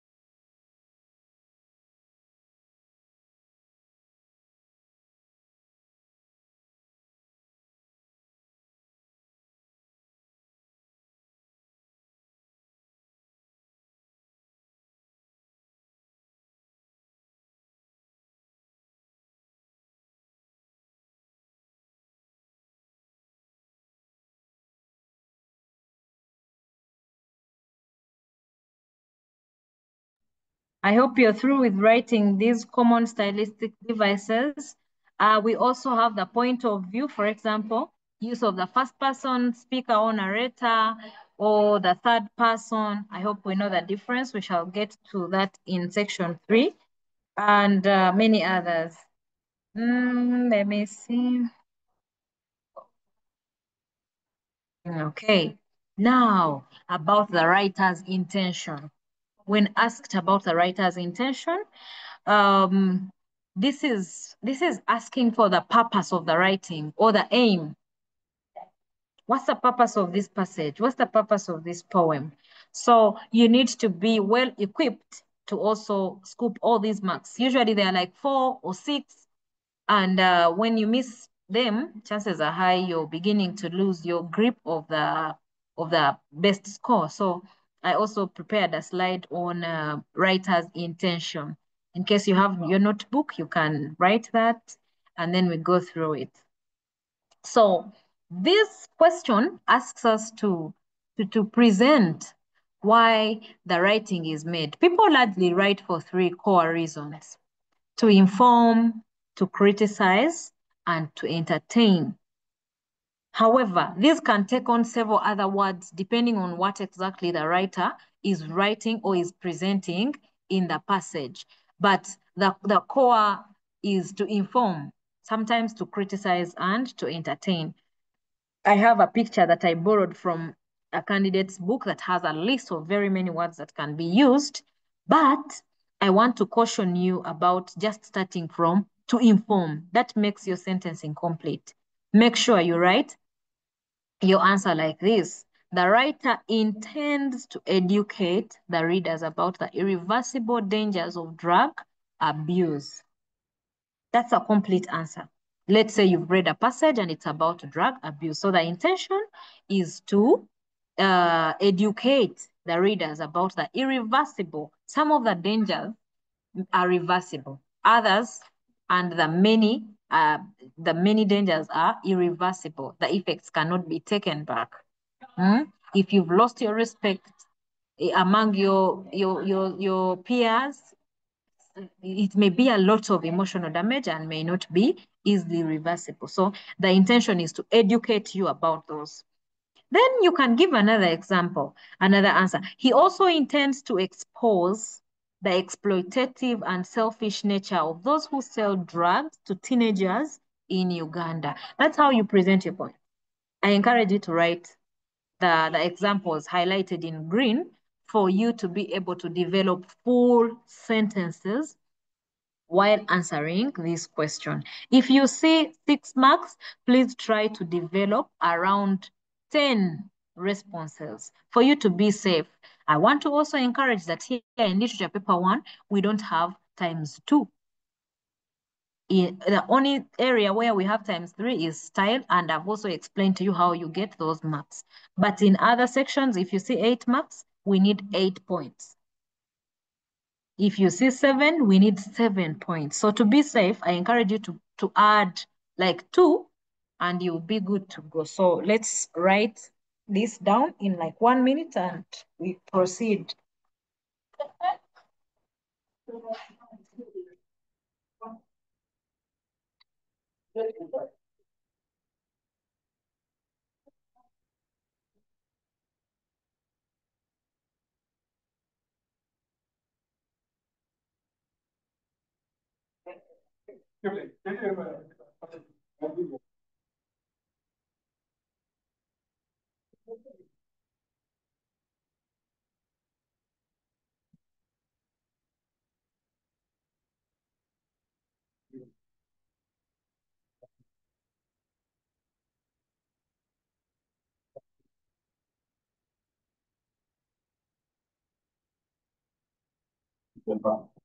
Yes.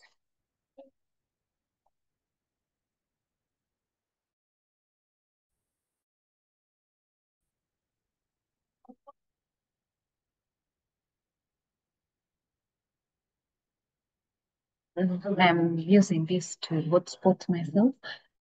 To help me get my charger from this bookshelf and connect with it. I don't.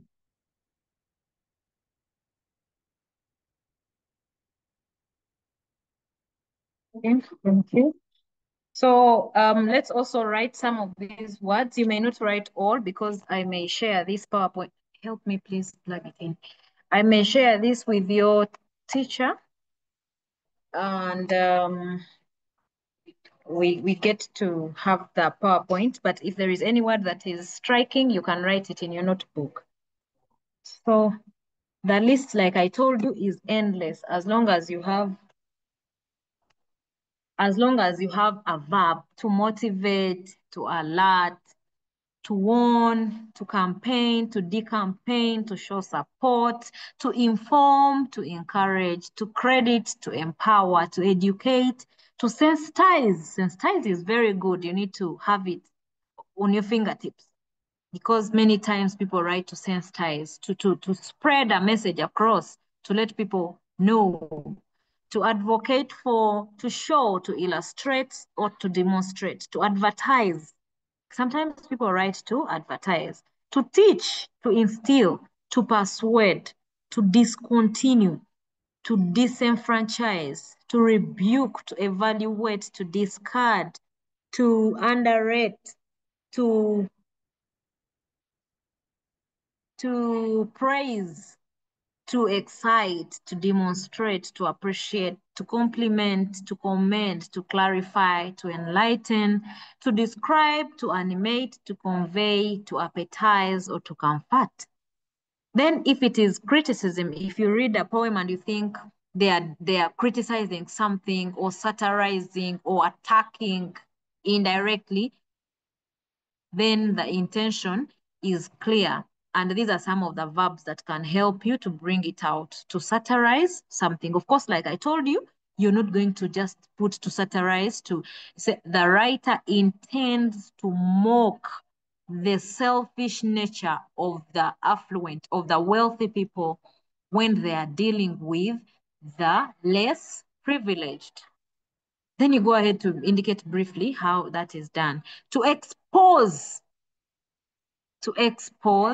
the insensitive nature of step parents, of some step parents, don't generalize, to expose the insensitive nature of some step parents when they are dealing with their step children. Then you go and describe briefly. Don't spend a lot of time on such numbers. Just give the verbs and explain and express your point. To discredit, to ridicule, to provoke, to judge, to inform. Sometimes someone can criticize by also informing people about the negatives of something. So I am going to pause for a minute or two in case there is a candidate somewhere who is writing these words.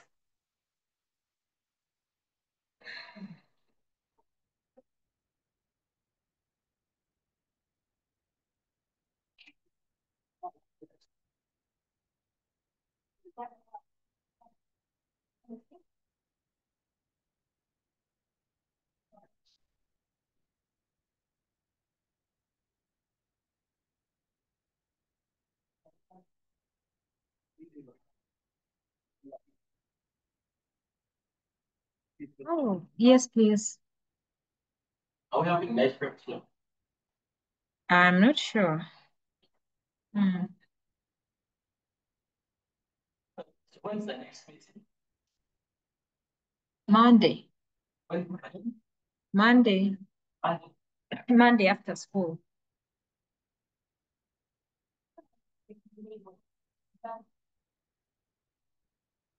Good evening, Tim.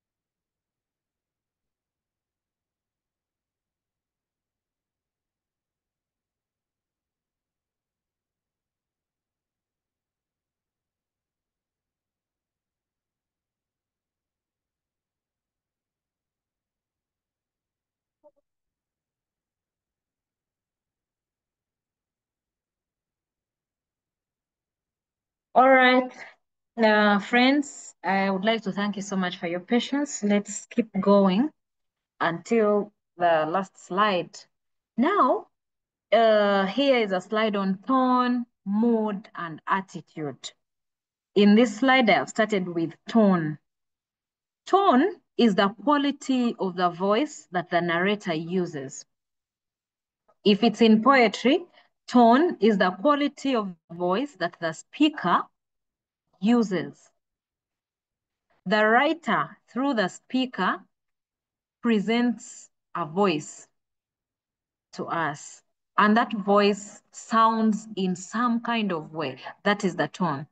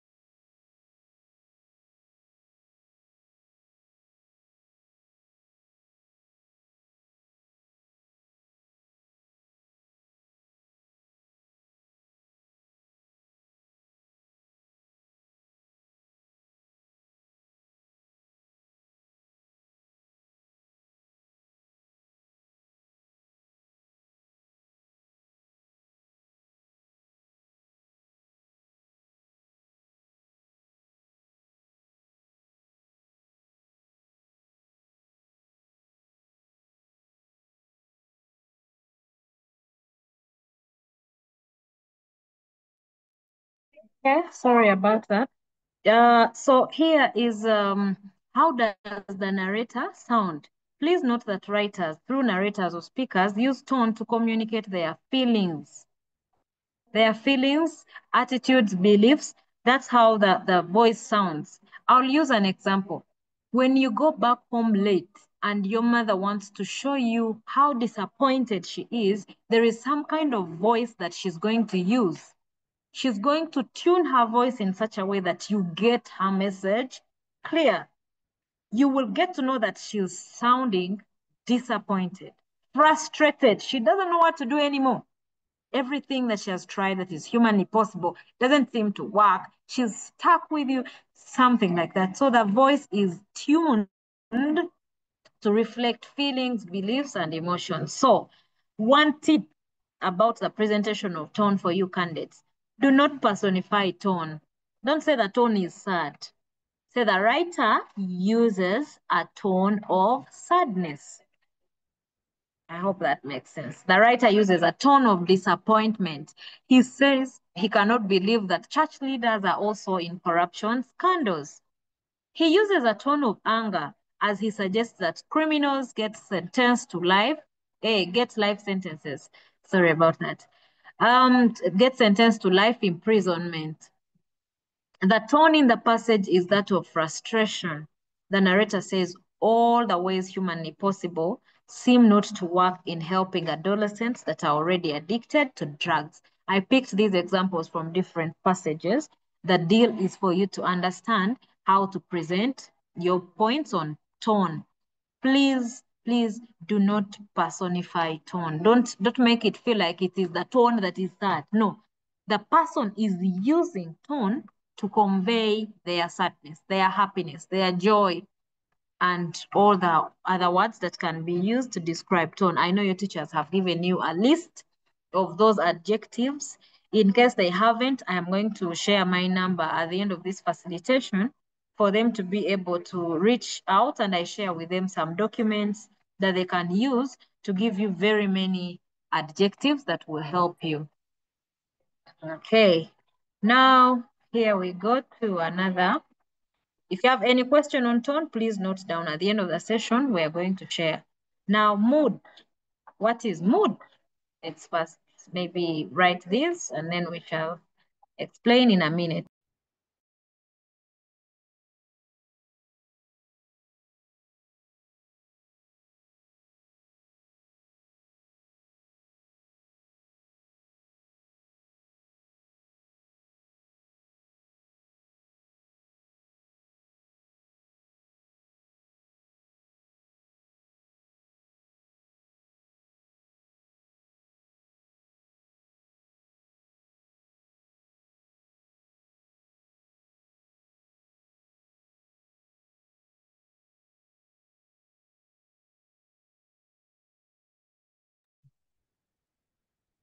Okay, I hope we've taken a moment to read through.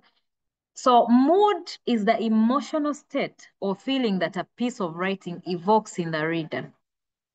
Sometimes candidates do not know the difference between mood and atmosphere. So I found it important for us to set it clear once and for all.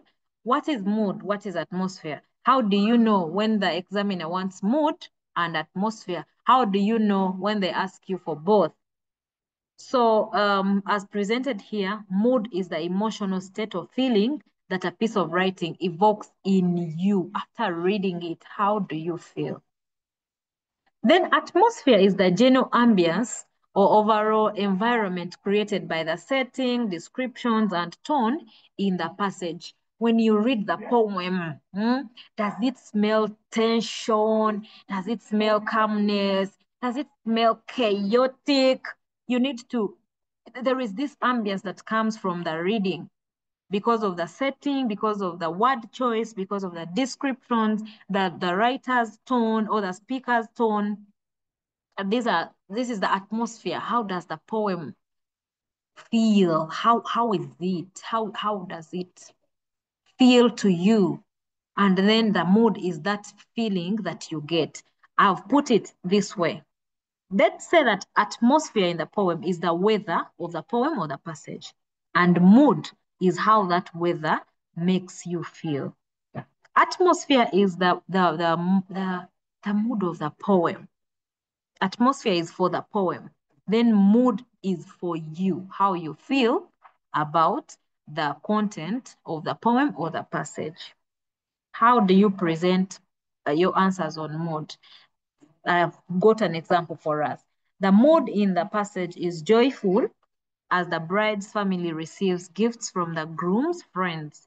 So let's say you maybe read a passage about a wedding and the ecstasy and your relations and joy, and they ask you to comment on the mood. That's how you say the mood in the passage is joyful as the bride's family receives gifts from the groom's friends. Yes. Still, if you don't have a list of those very many words that we can use to describe mood, I'm going to share my number and I will share some of those word documents that highlight all the different words that can describe mood positively and negatively. Yes, for purposes of this training, I just picked question approach. For example, how you're supposed to present your point. Okay. Attitude. Some learners struggle to understand attitude. They don't know. At some point, you feel like tone, mood, and attitude is the same thing. So the gist is in you knowing how to answer these different questions. So what is attitude? And how should we comment on it? Well, attitude refers to the feelings, beliefs, responses the writer, narrator, or speaker has about the topic of discussion. The evidence lies underneath their word choice, tone, behavior, perspective, and influences, and many other choices they make to prove to the reader how they feel about the topic of discussion. How do you answer questions on attitude? The author's attitude is impartial because she provides a balanced view on both the advantages and disadvantages of the internet. Sometimes you will read a passage and you cannot even discern if it's positive or negative because it's neutral. So you will go ahead to bring out such verbs like impartial, balanced, neutral, unbiased, for you to present the author's attitude. The passage conveys a sarcastic attitude as the author mocks the pretentious nature of political leaders when they are conducting campaigns. I have seen something about political leaders when they are having campaigns, that they come down to their constituencies and pretend to be among their people, having the same meals with them, having drinks with them, taking part in their activities. So if someone presents such a passage, then it's a sarcastic attitude of, so you've just remembered that these people are actually important now that 2026 is around the corner. So that's something you can bring out. Then sometimes you read a passage or poem and the attitude actually shifts. Yes, shifts. It starts out respectful, then it turns to be disapproving or frustrated. You can also comment on the shifts and you're good to go. However, you can also comment on the behavior. The speaker complains about the insensitive nature of his boss. That is their attitude. The mark is put on that word, complains. Complains, appreciates, laments, respects, praises, all those verbs, they can help you to show someone's attitude. How people behave shows their attitude. Yes, I see Priscilla's hand is up, so I'm going to allow her to say a thing or two before we progress. I think something must be burning. Yes, Priscilla. Where's Priscilla? Okay. Priscilla, you can unmute now. Madam, Yes, please. how are we supposed to quote? And attitude. Yep. Mm. Just quoting. Hey, when you're quoting in Lit 1, you are supposed to just get exactly where the point is. If you're commenting on something like maybe in a stylistic device, quote, if you're commenting on repetition, quote only what is repeated. And you're also better off paraphrasing. Paraphrasing is also allowed as long as you've understood and you put it in a sentence, you're good to go. People who like quoting, just make sure you quote exactly what you want to present. Okay. Does it earn an extra? Yes, it gives you an example and it earns you extra marks, especially under style. Okay. Okay. Thank you. Okay, allow me to also allow Yukuru Secondary School. You give exactly 8 points. Now I can be this partition. What particular sign? Okay, madam, thank you for giving me this opportunity again. Still on quoting. I don't know if they are supposed to quote in a different line or in the same line with the point. That thing confuses me. You can help me in that area. Okay, thank you so much. I encourage you to stay in the same paragraph. Do not develop a new line for the quotes. The only area where you're supposed to put in a new line is when you're quoting for run-on lines. Run-on lines. Okay. If you're indicating that there is use of run-on lines, you may want to quote both lines to show how one line runs into the other. Otherwise, keep it in one paragraph. Just quote and continue in one indented paragraph. Okay, but what if you don't want to quote the word, but you want to like put the line? If it is in poem, you can write that is got from this line of this stanza, just like that, without quoting the word. It's all. No, Is it that's not important. It doesn't fetch you any mark. Remember, at the end of the day, you're proving that you know exactly what you're talking about, isn't it? So if you say that in stanza 2, line 2, the author uses alliteration, and you're not showing which words are alliterating, you're not getting any mark. You'd rather quote the actual words that are beginning with the same consonant sounds. It's okay. Thank you so much. Welcome. Nyarilo Secondary School, please unmute. Hello, yes, good evening, madam. Good evening to you, dear. This is still Saddam from Nyaro SS. Yes, Saddam. As you are taking us through the stylistic devices, I got stuck around the point of appropriate diction. Can you still help me and talk about it? Diction under stylistic devices. Okay, then. So, Saddam, thank you for that question. It's very important. Diction refers to the choice and usage of words in a passage or a poem. So once you comment on the use of appropriate diction, and I repeat, it must be appropriate diction. Otherwise, we all know that poems have words, passages have words. So for it to come out as a point, as a stylistic device, you must indicate that it is appropriate diction. There is use of appropriate diction. Now go ahead and choose those words that have been put and you feel like they are impactful in helping you to understand the message of the passage or the poem. For example, if instead of saying African girl, someone adds another word to help you, an adjective to help you understand this African girl, maybe frustrated, maybe rejected, maybe proud African girl. So the phrase proud adds meaning to the kind of girl. It even helps you to understand the tone, the feelings. So the word is impactful. Now, under diction, you choose words that are highly impactful. If there is a verb, instead of saying beat, someone has used walloped, you indicate that they have used appropriate diction for that word walloped to carry extra meaning for the reader.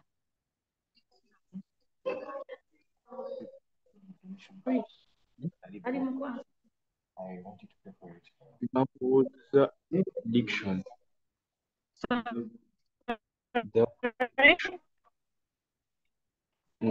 Stylistic device. Okay. Who is talking, please?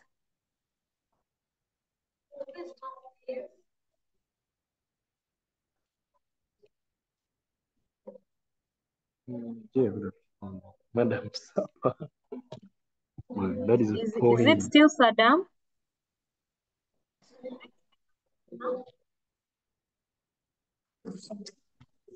Yes, good evening, madam. Good evening to you. This is Johnson from Mungano High School. Yes, Johnson.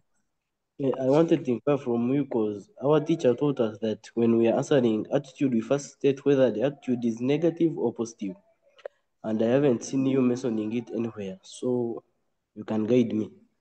Okay, thank you so much, Johnson. It is okay for you to indicate if the attitude is positive or negative. However, I would like to let you know that that will not fetch you a mark, but it's important for you to show that you've identified that it is positive, and then it sets you to answer how positive it is. So the mark is in you proving evidence that the attitude is positive. I will give you an example, Johnson. You can say the speaker's attitude is positive, and this is because he praises his lover's physical beauty. So the mark is in praising. We shall put a mark for you on praise because when someone praises another, they feel good about them and they have a positive attitude towards them. Do you agree with me? Yeah, thank you. So you mentioned positive, but it may not fetch you a mark, but it sets you and it puts you in a better position to start explaining how positive the attitude is. That's okay. Please go ahead and do what your teacher instructed you to do, but make sure you put those verbs that indicate how the speaker feels about the topic discussion. Okay, allow me to first mute Priscilla. Padre Pio, I have been trying to get to you from the time you prayed, but I've not got you. Please unmute.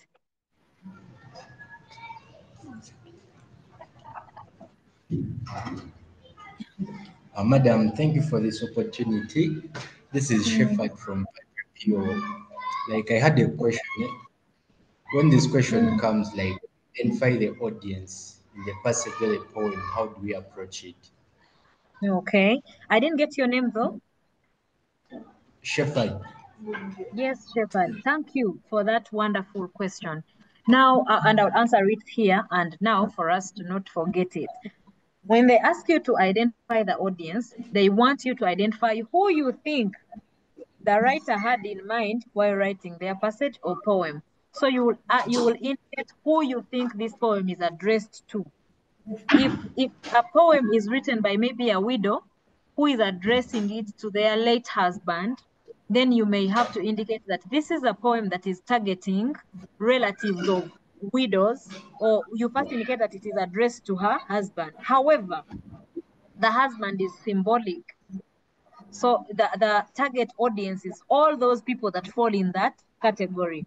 If someone writes a poem about drug abuse in teenagers, the audience largely is parents, teachers, teenagers, friends of teenagers, everyone that may be affected by drug abuse. So you try to discern, think about what do you think this writer had in mind? Who do you think this work is addressed to? Sometimes it's very clear and open.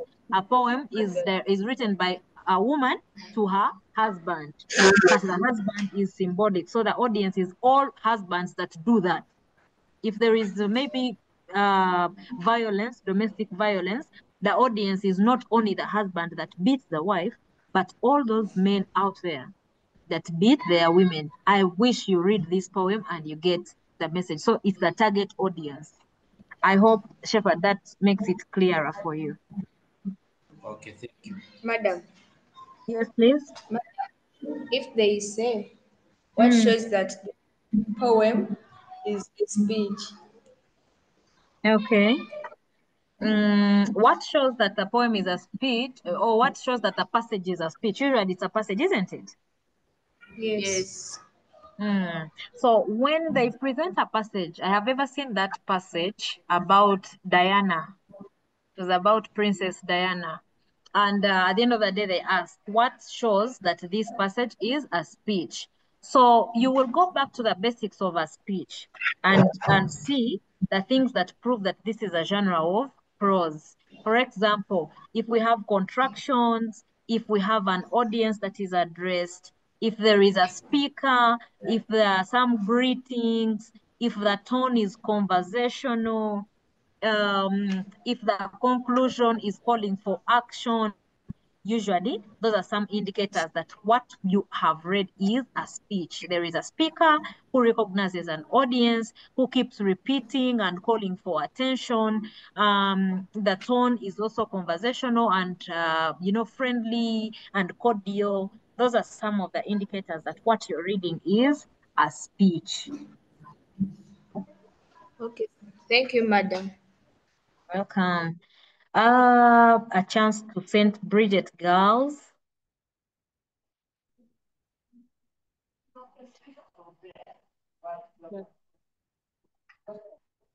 St. Bridget girls, are you there? Yeah. Good evening, yes, madam. good evening. Good evening to you, my dear. What's your name? My name is Tekla from St. Bridget. Petra? Tekla from St. Bridget. Okay, okay. If you're asked, comment on the structure of the poem, how do you answer it? Comment on the structure of the poem. Okay, just a moment. Give me 1 minute. Let me attend to this guy.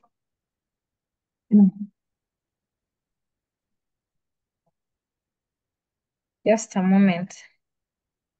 So I'm going to give you her number. and you call her. Okay?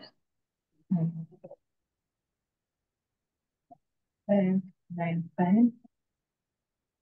Oops, 65. So go to Teacher Lawrence and call her and find out the details.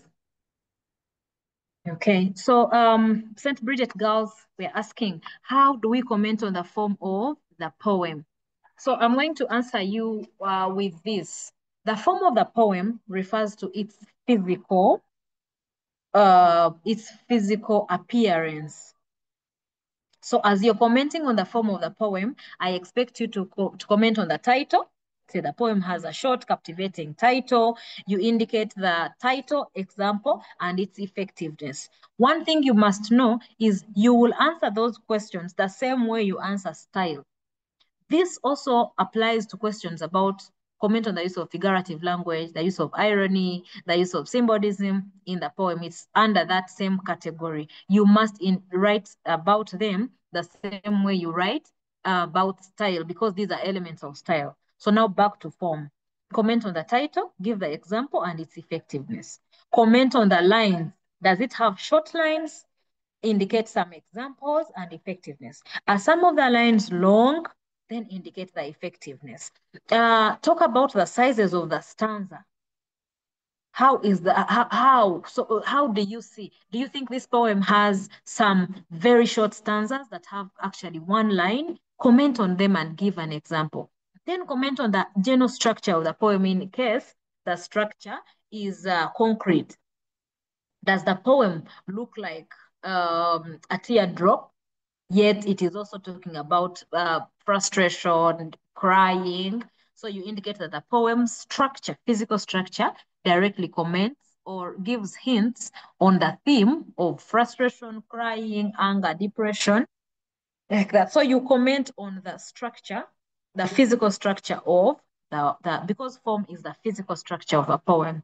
Now, when they say comment on the form and structure of the poem, you put all those points of form, but you also comment on the internal structure of the poem. That's where you will comment on the rhyme, on the sound devices, on the theme, on those internal things. For form, these are things you can look at. That even if this poem is written in Spanish, you will tell that this is a poem because it has a short title. You see the lines are short. You see the punctuation, the effective punctuation is there. You see the stanzas, the words are broken into stanzas. So you're commenting on how the poem looks, and then I repeat, present them as though you're presenting style.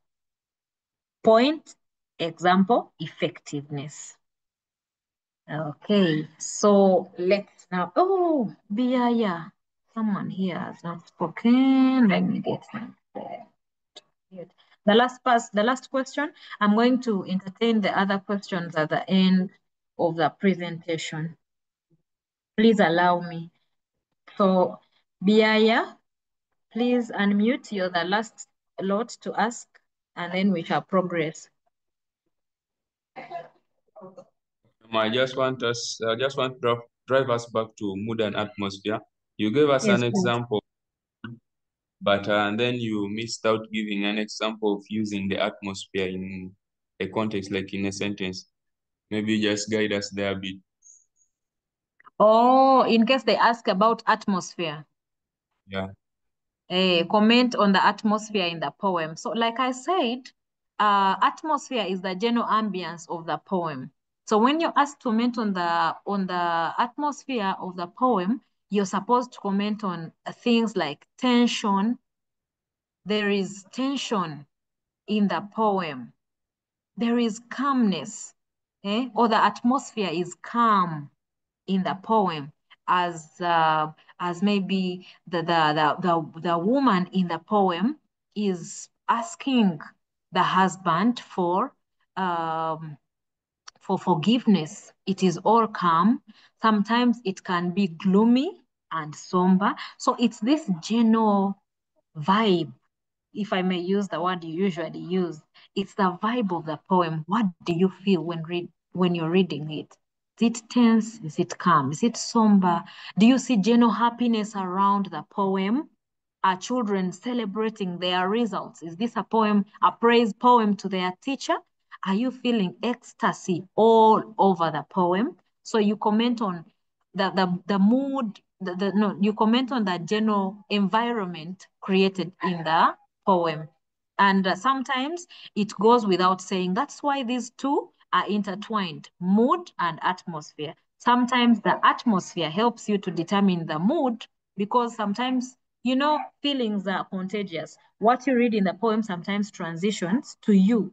So don't hesitate to use these words interchangeably, but I just wanted you to know the difference between mood and atmosphere. But some of these words can be used interchangeably when you're commenting on mood. So I hope that makes it clear for my team in BISS. Yeah, it's clear. And then the second question is about the use of these stylistic devices, the techniques, and the figurative language. Are they the same thing or they are different? Because we look at some of whereby they are the same and similar. So the best answer to that question is figurative language is a subset of style. Style is like the general word for everything. Then figurative language is when words are used not in their literal sense, but in the metaphorical sense, whereby words don't mean what they mean in the dictionary. So figurative language takes on symbolism, it takes on we have symbolism, metaphors, similes, alliteration, pun, irony, where someone uses words without meaning what they mean, or even imagery. Imagery falls under figurative language. So figurative language is just a subsection of style, whereby words don't mean what they mean in the dictionary. All those elements, like I've already mentioned, similes, metaphors, pun, personification, onomatopoeia, where the words given carry something extra from the meaning given in the dictionary. That is figurative language. It falls under style. Now, when you asked about devices and you see figurative language, it passes. But it's not like all elements of style are figurative language. Yeah. Does that make it clear? Yeah, thank you. Okay, you're welcome. Thank you for these amazing questions. Now let's see how to progress. So this was attitude. I hope we've written a thing or two on it. In case you have questions, please keep them and we shall, we shall have a session at the end. I pray that you keep going. Don't lose your patience. Let me see. I need to put this into charge. So this is for lessons, advice, and opinions. I am encouraging you to read through before I begin to explain.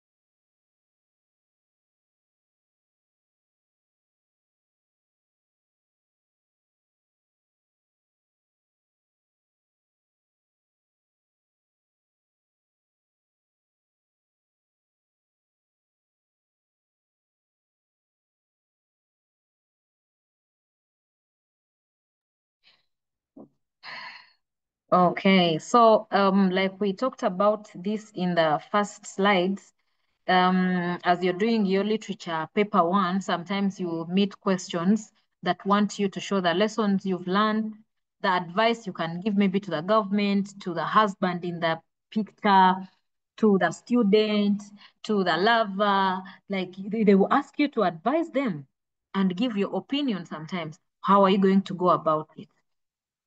So I'm going to comment. Literature is a moral subject. At the end of the day, readers are supposed to learn a thing or two from their exposure to pieces of writing. Note, while presenting lessons, please try to use facts of life, lifelong words of wisdom.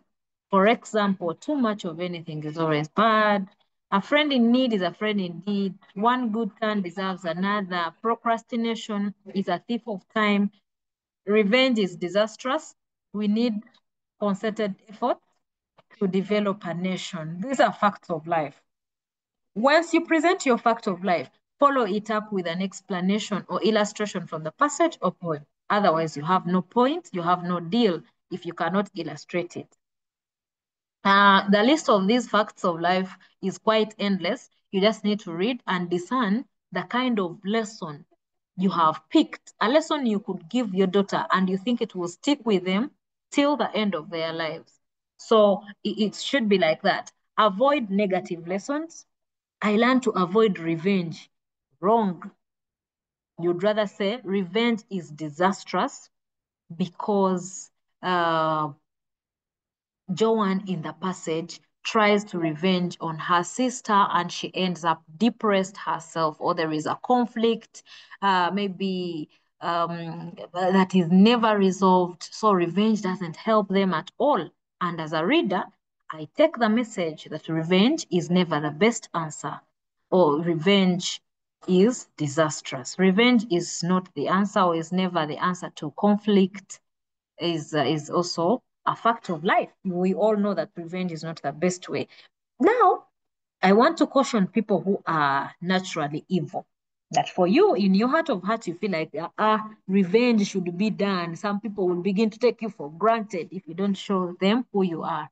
I want you to desist from negativity. Remember, literature is a moral subject, and we expect you to present sensible lessons to show that you are upright morally. So that's a thing I wanted to say on the lessons. I hope by this time we know.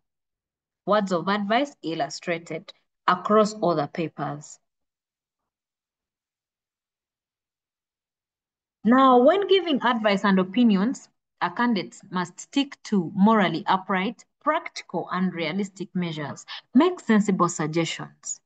Questions calling for your opinion need your honest, authentic, but morally upright assertions too.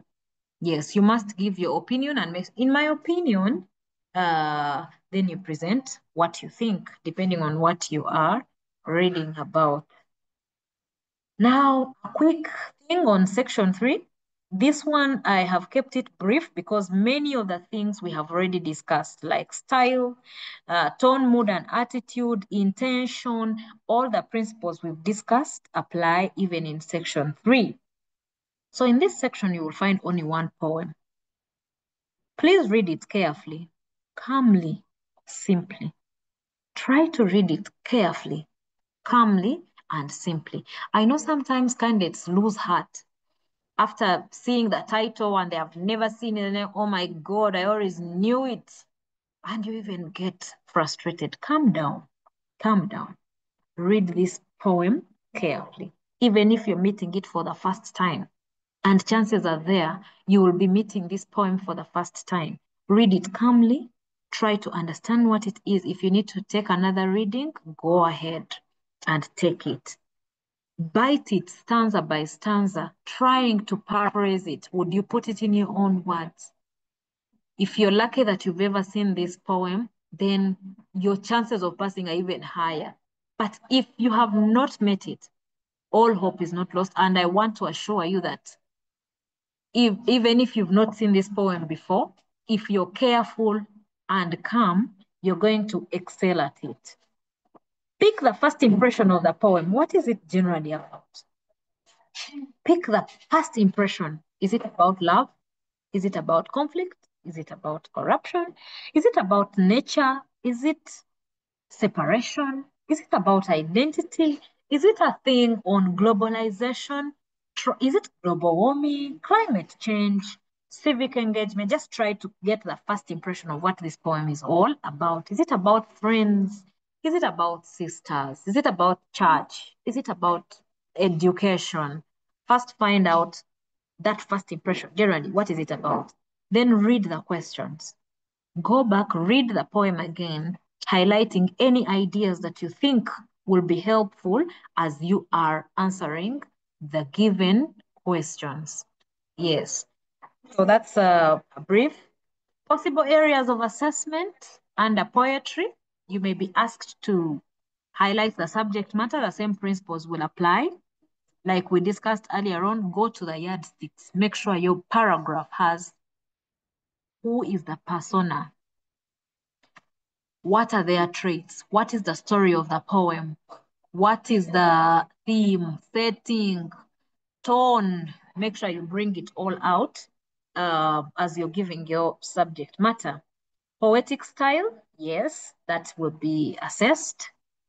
Identifying the speaker, I encourage you to identify the speaker using their point of view. If they say identify the speaker in a poem, say the speaker is a first person speaker, or this poem has a first person speaker, and without evidence, you have no deal. So you must indicate this poem has a first person speaker because of the use of the first person pronoun I in the poem. Then you can give an example. I too sing America.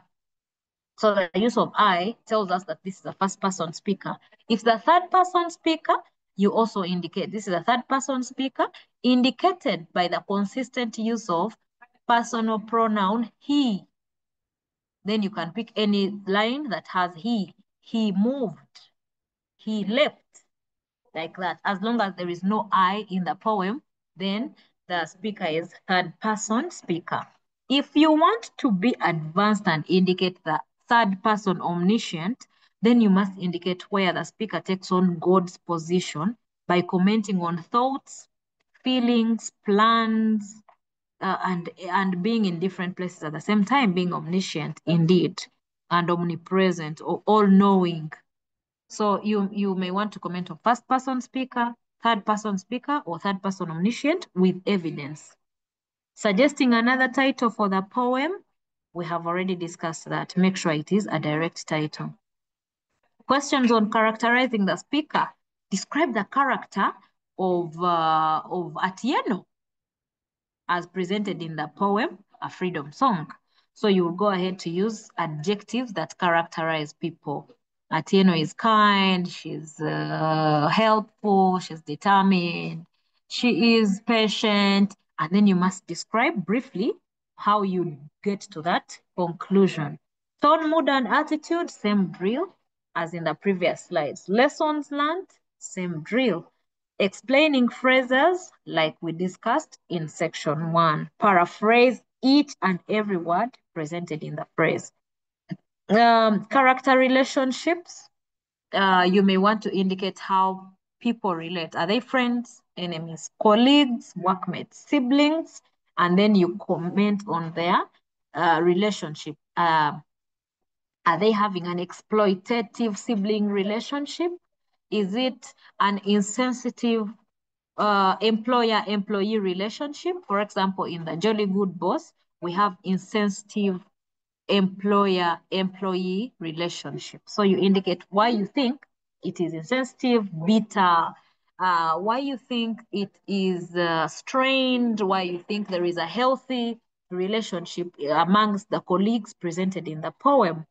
Identifying the theme, yes, you identify the main point of discussion or the concerns of the poet. Commenting on the structure of the poem, yes, we have already talked about that. St. Bridget Girls asked about it and explained. So now, here we are. I picked a poem, just one, for us to use in the analysis. Okay, I picked two, I had forgotten. So the poem here is I Too Sing America. I'm going to ask any person who is still on the call can mute and read it for us. Please raise your hand and read for us this poem.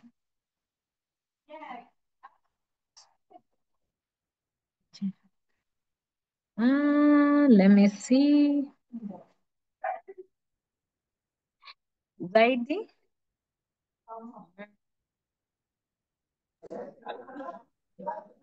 Okay, madam, I'm going to read it. Yes, please, go ahead. I too sing America. I too sing America. I am the darker brother. They send me to eat in the kitchen when company comes, but I love and eat well and grow strong. Tomorrow, I'll sit at the table when company comes. Nobody will dare say to me, eat in the kitchen. Then, beside, they will see how beautiful I am and be ashamed. I too, I am America. Langston Hughes, USA. Thank you so much, my dear, for that reading. You're welcome.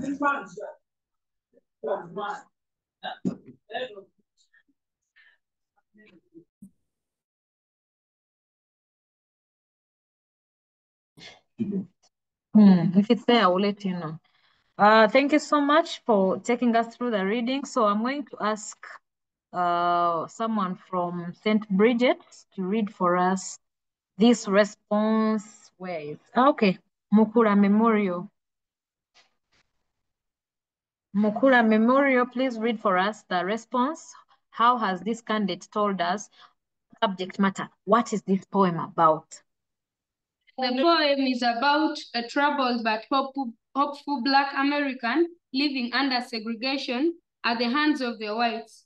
He's struggling to make a place for himself in a world full of racism and oppression. This man is optimistic that better days will come and he will soon be free among the whites and identified as an American. He passes his message across with an assertive tone despite the humiliation and marginalization. Thank you so much. So this is an example of a candidate that has taken time to beautify her paragraph. You can see she takes time to characterize the speaker by telling us the speaker is a troubled but hopeful Black American. Do you see all those ticks? They are there for you. Living under segregation, a tick for identifying the theme of segregation at the hands of the whites. He is struggling. That shows the tone, struggling to make a place for himself. In a world full of racism. That's another tick for racism, racial segregation, and oppression. This man is optimistic. He says, tomorrow I will sit at the table when company comes.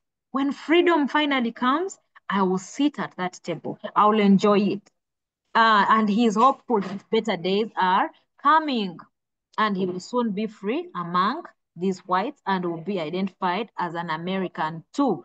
So he passes his message across with an assertive tone despite the humiliation and marginalization. So this brings out all the different ideas we've been talking about, and chances are high if this poem is scored out of 8, this student has got around 6 out of 8, if not all the 8, because she presents the character traits, the setting by mentioning America, by presenting the speaker, and the theme of racial segregation, the tone of optimism and assertion. So you see that the paragraph is beautified and decorated with the different aspects. So before I progress, allow me to ask the following people whose hands are up if they have any comment on this presentation. Okay.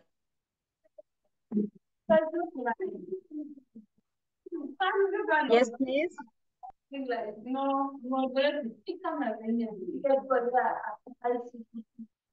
Someone using Airtel S6.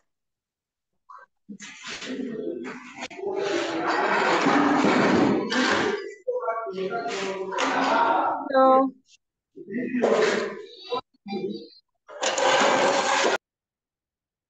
Okay, St. Patrick High School. Okay, like thank you, madam, for this chance. Like I wanted to inquire, like, okay, when we are giving examples, like in poetry, okay, when you are quoting from the poem, like do we Yes. use slashes? Like do we use slashes or the quotation marks? And When you're then, giving the quotation, yeah. you use quotation marks. The only time you use slashes is when you're presenting sound devices and you're giving sound where you write letter H and put it in slashes. Oh. And then about prose, like I wanted to inquire, is rhyme also in prose or it's only in poetry? It is largely in poetry. The thing we recognize in prose is alliteration and repetition. Otherwise, rhyme is common in poetry. That's when you can comment on internal rhyme and end rhymes, because that's largely in poetry. Okay, thank you. You're welcome. Okay, so let's continue with this. Was buying time for anyone who is writing this answer for reference purposes. So here we are, and this is our last slide today. Please prepare your questions. We shall have like 10 minutes of the questions if they are there. So in the poem, I Met a Thief, which I've referred you to, I have used this page to explain how you identify the speaker and how you present subject matter, more about subject matter and then tone. So question one, identify the speaker in the poem, or who is the persona. So the persona in the poem is a first person speaker, evidenced by the use of I in the line, I met a thief. If you see that there are 3 marks, I encourage you to add the exact person who is speaking.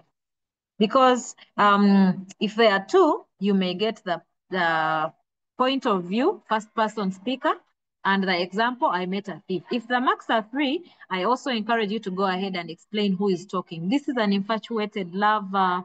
This is a frustrated teacher. This is a poor African woman in this poem. Just that. You have finished identifying the speaker. Then this is another example of subject matter. The subject matter of this poem is love and infatuation, or the effects of love at first sight. It is about a love-struck man whose heart is stolen by a woman who he meets at the beach setting. He feels a lot of passion, that's feeling, for this woman, whom he calls a stranger, and expresses this with a tone of delight and excitement. Unfortunately, the encounter is short-lived, as the woman leaves the man in longing and desperation. That's just an example. It could take a different turn, but those are some of the yardsticks you need to use to express your work. Then, commenting on the tone, I just picked that also. The speaker uses a tone of excitement in the poem. Then put some illustration. This is when he's excited about the beautiful girl's physical appearance, the beautiful voice, the soft hair. So he expresses all that with a tone of excitement. So that brings us to this, our last slide. Now is the time for any questions that you could have kept. Please ask them and we shall answer them in about how many minutes? In like 10 minutes. And then we call it a day. Any questions?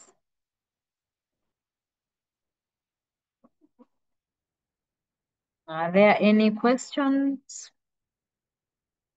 Any questions?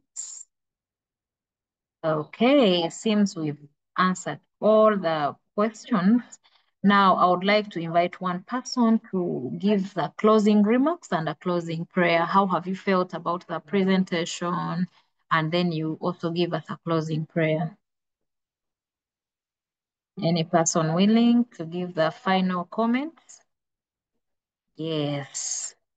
My friend who's been using Airtel, no, itel S6, 7. Good evening. Good evening. I'd like What's to your name? Semera Pretty. Yes, I would Pretty. like to ask, when are we having paper 2 and paper 3? I am going to get in touch with teacher Stephen and I'll let you know. Okay. Thank you. I'll do that through your teacher. Okay, someone from Mukura Memorial School. Madam, my name is Priscilla. Yes, Priscilla. Actually, I've liked the lesson because we've learned Thanks. more the lesson. Okay. Yeah, just like our colleague said, we'd like to have paper 2 and paper 3 as well. Okay, we shall prepare a session and will be informed through your teachers. Thank you. Next time. Thank you for your time. Okay, welcome. So the last person to speak is the one using Airtel S.6. You will tell us your name and give a closing prayer. Hello, madam.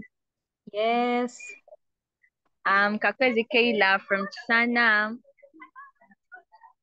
Madam, the prayer has been good. Thanks for the lesson.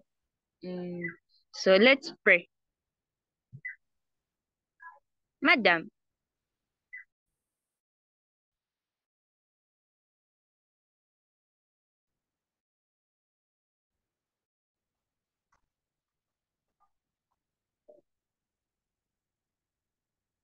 Hey, Kakwezi. Sorry, I got disrupted. Kakwezi, are you there? Yeah. Yes, So, yes, madam, please. I'm giving the closing prayer. Yes. Do you have a closing remark? Okay, the closing remark is that, madam, with much bliss and gratitude at heart, we are so grateful, madam. The lesson has added value. You've also helped us throughout. Okay, we had covered almost, but you did good because we knew something and you added value on what we knew. So thanks, madam. May the good Lord bless you. So, madam, when are we meeting again? Because we have really liked you.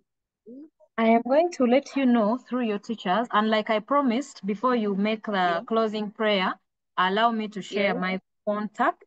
And through teacher Stephen, we are going to tell you when we have another literature facilitation. Yes. So my madam. number, which is also on WhatsApp, whenever you have any questions, you can text. If you have a poem you want us to interpret together, you can text through your teacher and we see what to do. So my number is 0786 0786 266 Yes, madam. 266 006. Yes. 006. Yeah, thank you, madam. All right, that's my number. Yes, Let me repeat it. 0786 266 006. Yes. Yeah, Teacher thank you. I've got Saphrah. it. Please give us the Okay. closing prayer and we go home. Madam, I'm going to give a prayer in Islam. My school is an Islamic school, so do you allow? Okay. That's okay. Very okay. Okay. Bismillahirrahmanirrahim. Ar-Rahmanir-Rahim. Malik Yawmiddin. Iyaka na'budu wa iyaka nasta'in. Ihdina siratal mustaqim. Siratal ladina an'amta alaihim. Siratal ladina an'amta alaihim. Gailin maghdubi alaihim galallahi. Amin. Madam, that's the prayer. Thank you so much. May God bless you. May Allah continue to bless all of you. And I wish you success. I wish you get all A's And I know that with Thank you, consistent madam. practice, we are getting the A's. Bye. Yes, we also pray that you keep in touch with you and I, madam, because we have the contact. Yes, yes. Yes, All right, bye-bye. bye. Bye-bye. Well. You Yeah. too. Stay blessed. Okay, you too.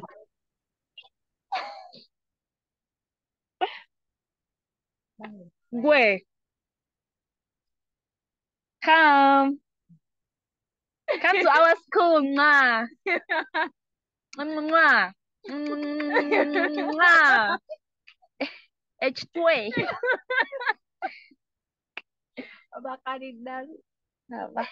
Wow.